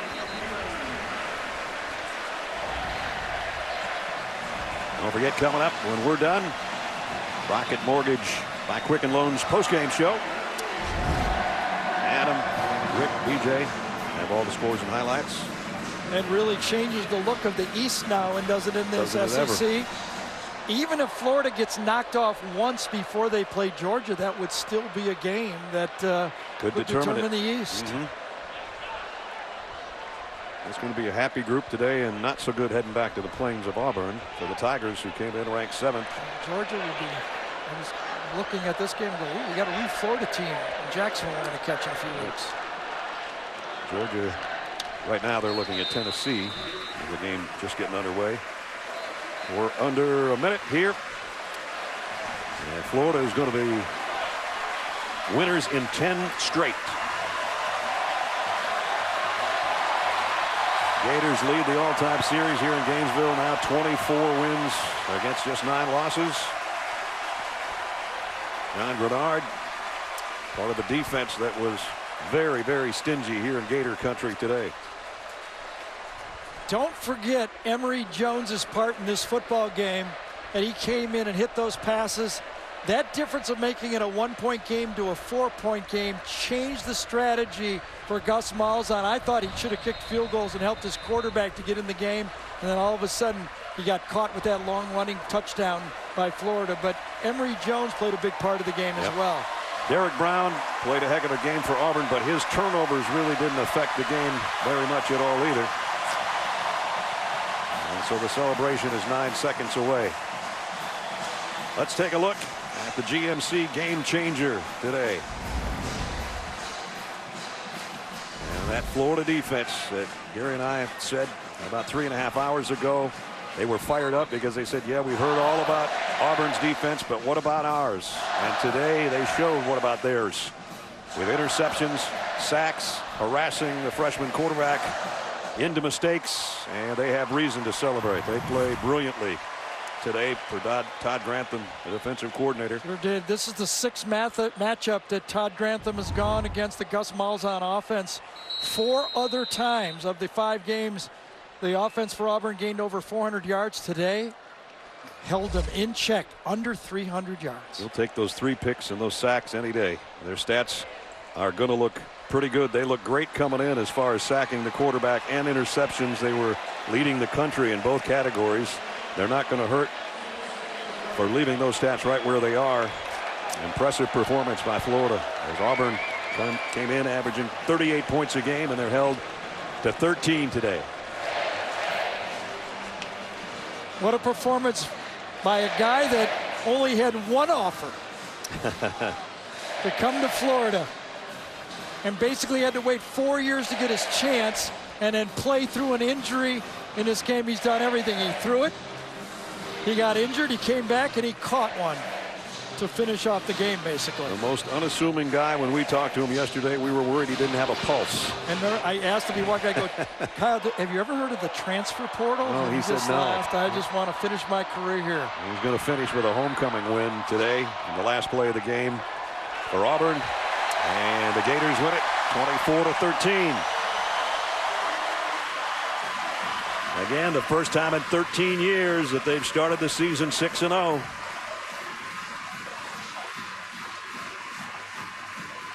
Two offensive-minded coaches. One's offense a little better than the others today. Actually, the defenses were better than the offenses, but there were some mistakes. There was one huge play, and Lamichael Pirine going 88 yards certainly helped to ice the game. Jamie's with the winning coach.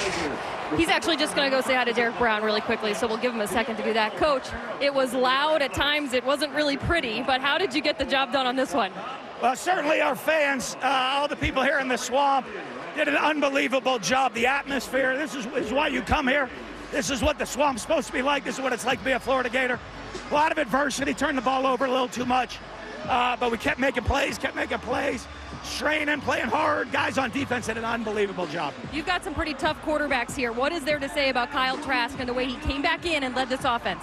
You know what? I mean, he got banged up, got hit, came back in, continued to lead, continued to make plays, continued to battle, and offensively found a way just to do just enough to win. Well, I'm going to go talk to him. Coach, congratulations. Thank you. Kyle, how's that knee feeling? It feels great. Coach told us at halftime you were playing on a sprained Coach told us at half you were playing on a sprained MCL. Is that true? Yeah. How does it feel? Feels good right now. Tonight, probably not so good. You came here after one Division I offer for football, and you just won Florida's homecoming game. Did you ever think you'd be in this moment? No, to be honest, I mean, this is like a dream come true right now. I'm just trying to do my best just to take it all in, man. You know, I'm so proud of our team, just offense, defense, special teams, everybody balled out, and I just can't be more proud of this team right now. Thanks, Kyle. Congratulations. Thank you. All right, Kyle finally opened up to Jamie a little bit after a yes and a no and a I feel good. Well, he's going to feel good. That might be a little stiff later, and I'm sure Breland Mullen is saying, Daddy doesn't sound like that at home. As she joined her dad out there for a homecoming victory celebration. Good here job at the by Swamp. Marlon Davidson right there saying, hey, no hard thing. It was coming around the corner. That's where he got hit on the knee right there. Well, now it's time for the play of the game presented by Jersey Mike Subs. And this was the one, as I told you, turned at the 5th longest rush in Florida history. The bounce out by Lamichael Pirine. The safety didn't take the right angle. He tight-roped the sideline. And then it was off to the races. The biggest offensive play of the game by either team. And this is how Mick Hubert called it on the Florida Radio Network. Mick. 4 receivers out wide to the left, 4 of them. Snap the Trask, run it to Pirine, off to the right side, breaks a tackle at the 15, at the 20, at the 25, at the near sideline, the 30, down on the sideline, into the 50, he's into the clear, he runs to the 40, 30, 20, 15, 10, 5, touchdown! Touchdown! 88 yards! Oh my, touchdown Gators! Mick will have his blood pressure taken as soon as the game is over and he does the post game. So Florida, big win, big run, and a happy time for homecoming. 24-13 is the final. So the Gators are perfect at 6-0. Auburn suffers its first defeat and will probably fall out of the top 10 somewhere in the top 15. That's going to do it for Gary Danielson, Jamie Erdahl, Brad Nessel saying so long from Gainesville. Final score, 24-13. Gators College Football Postgame Show presented by Rocket Mortgage is up next after these messages. From the Swamp, we say good night.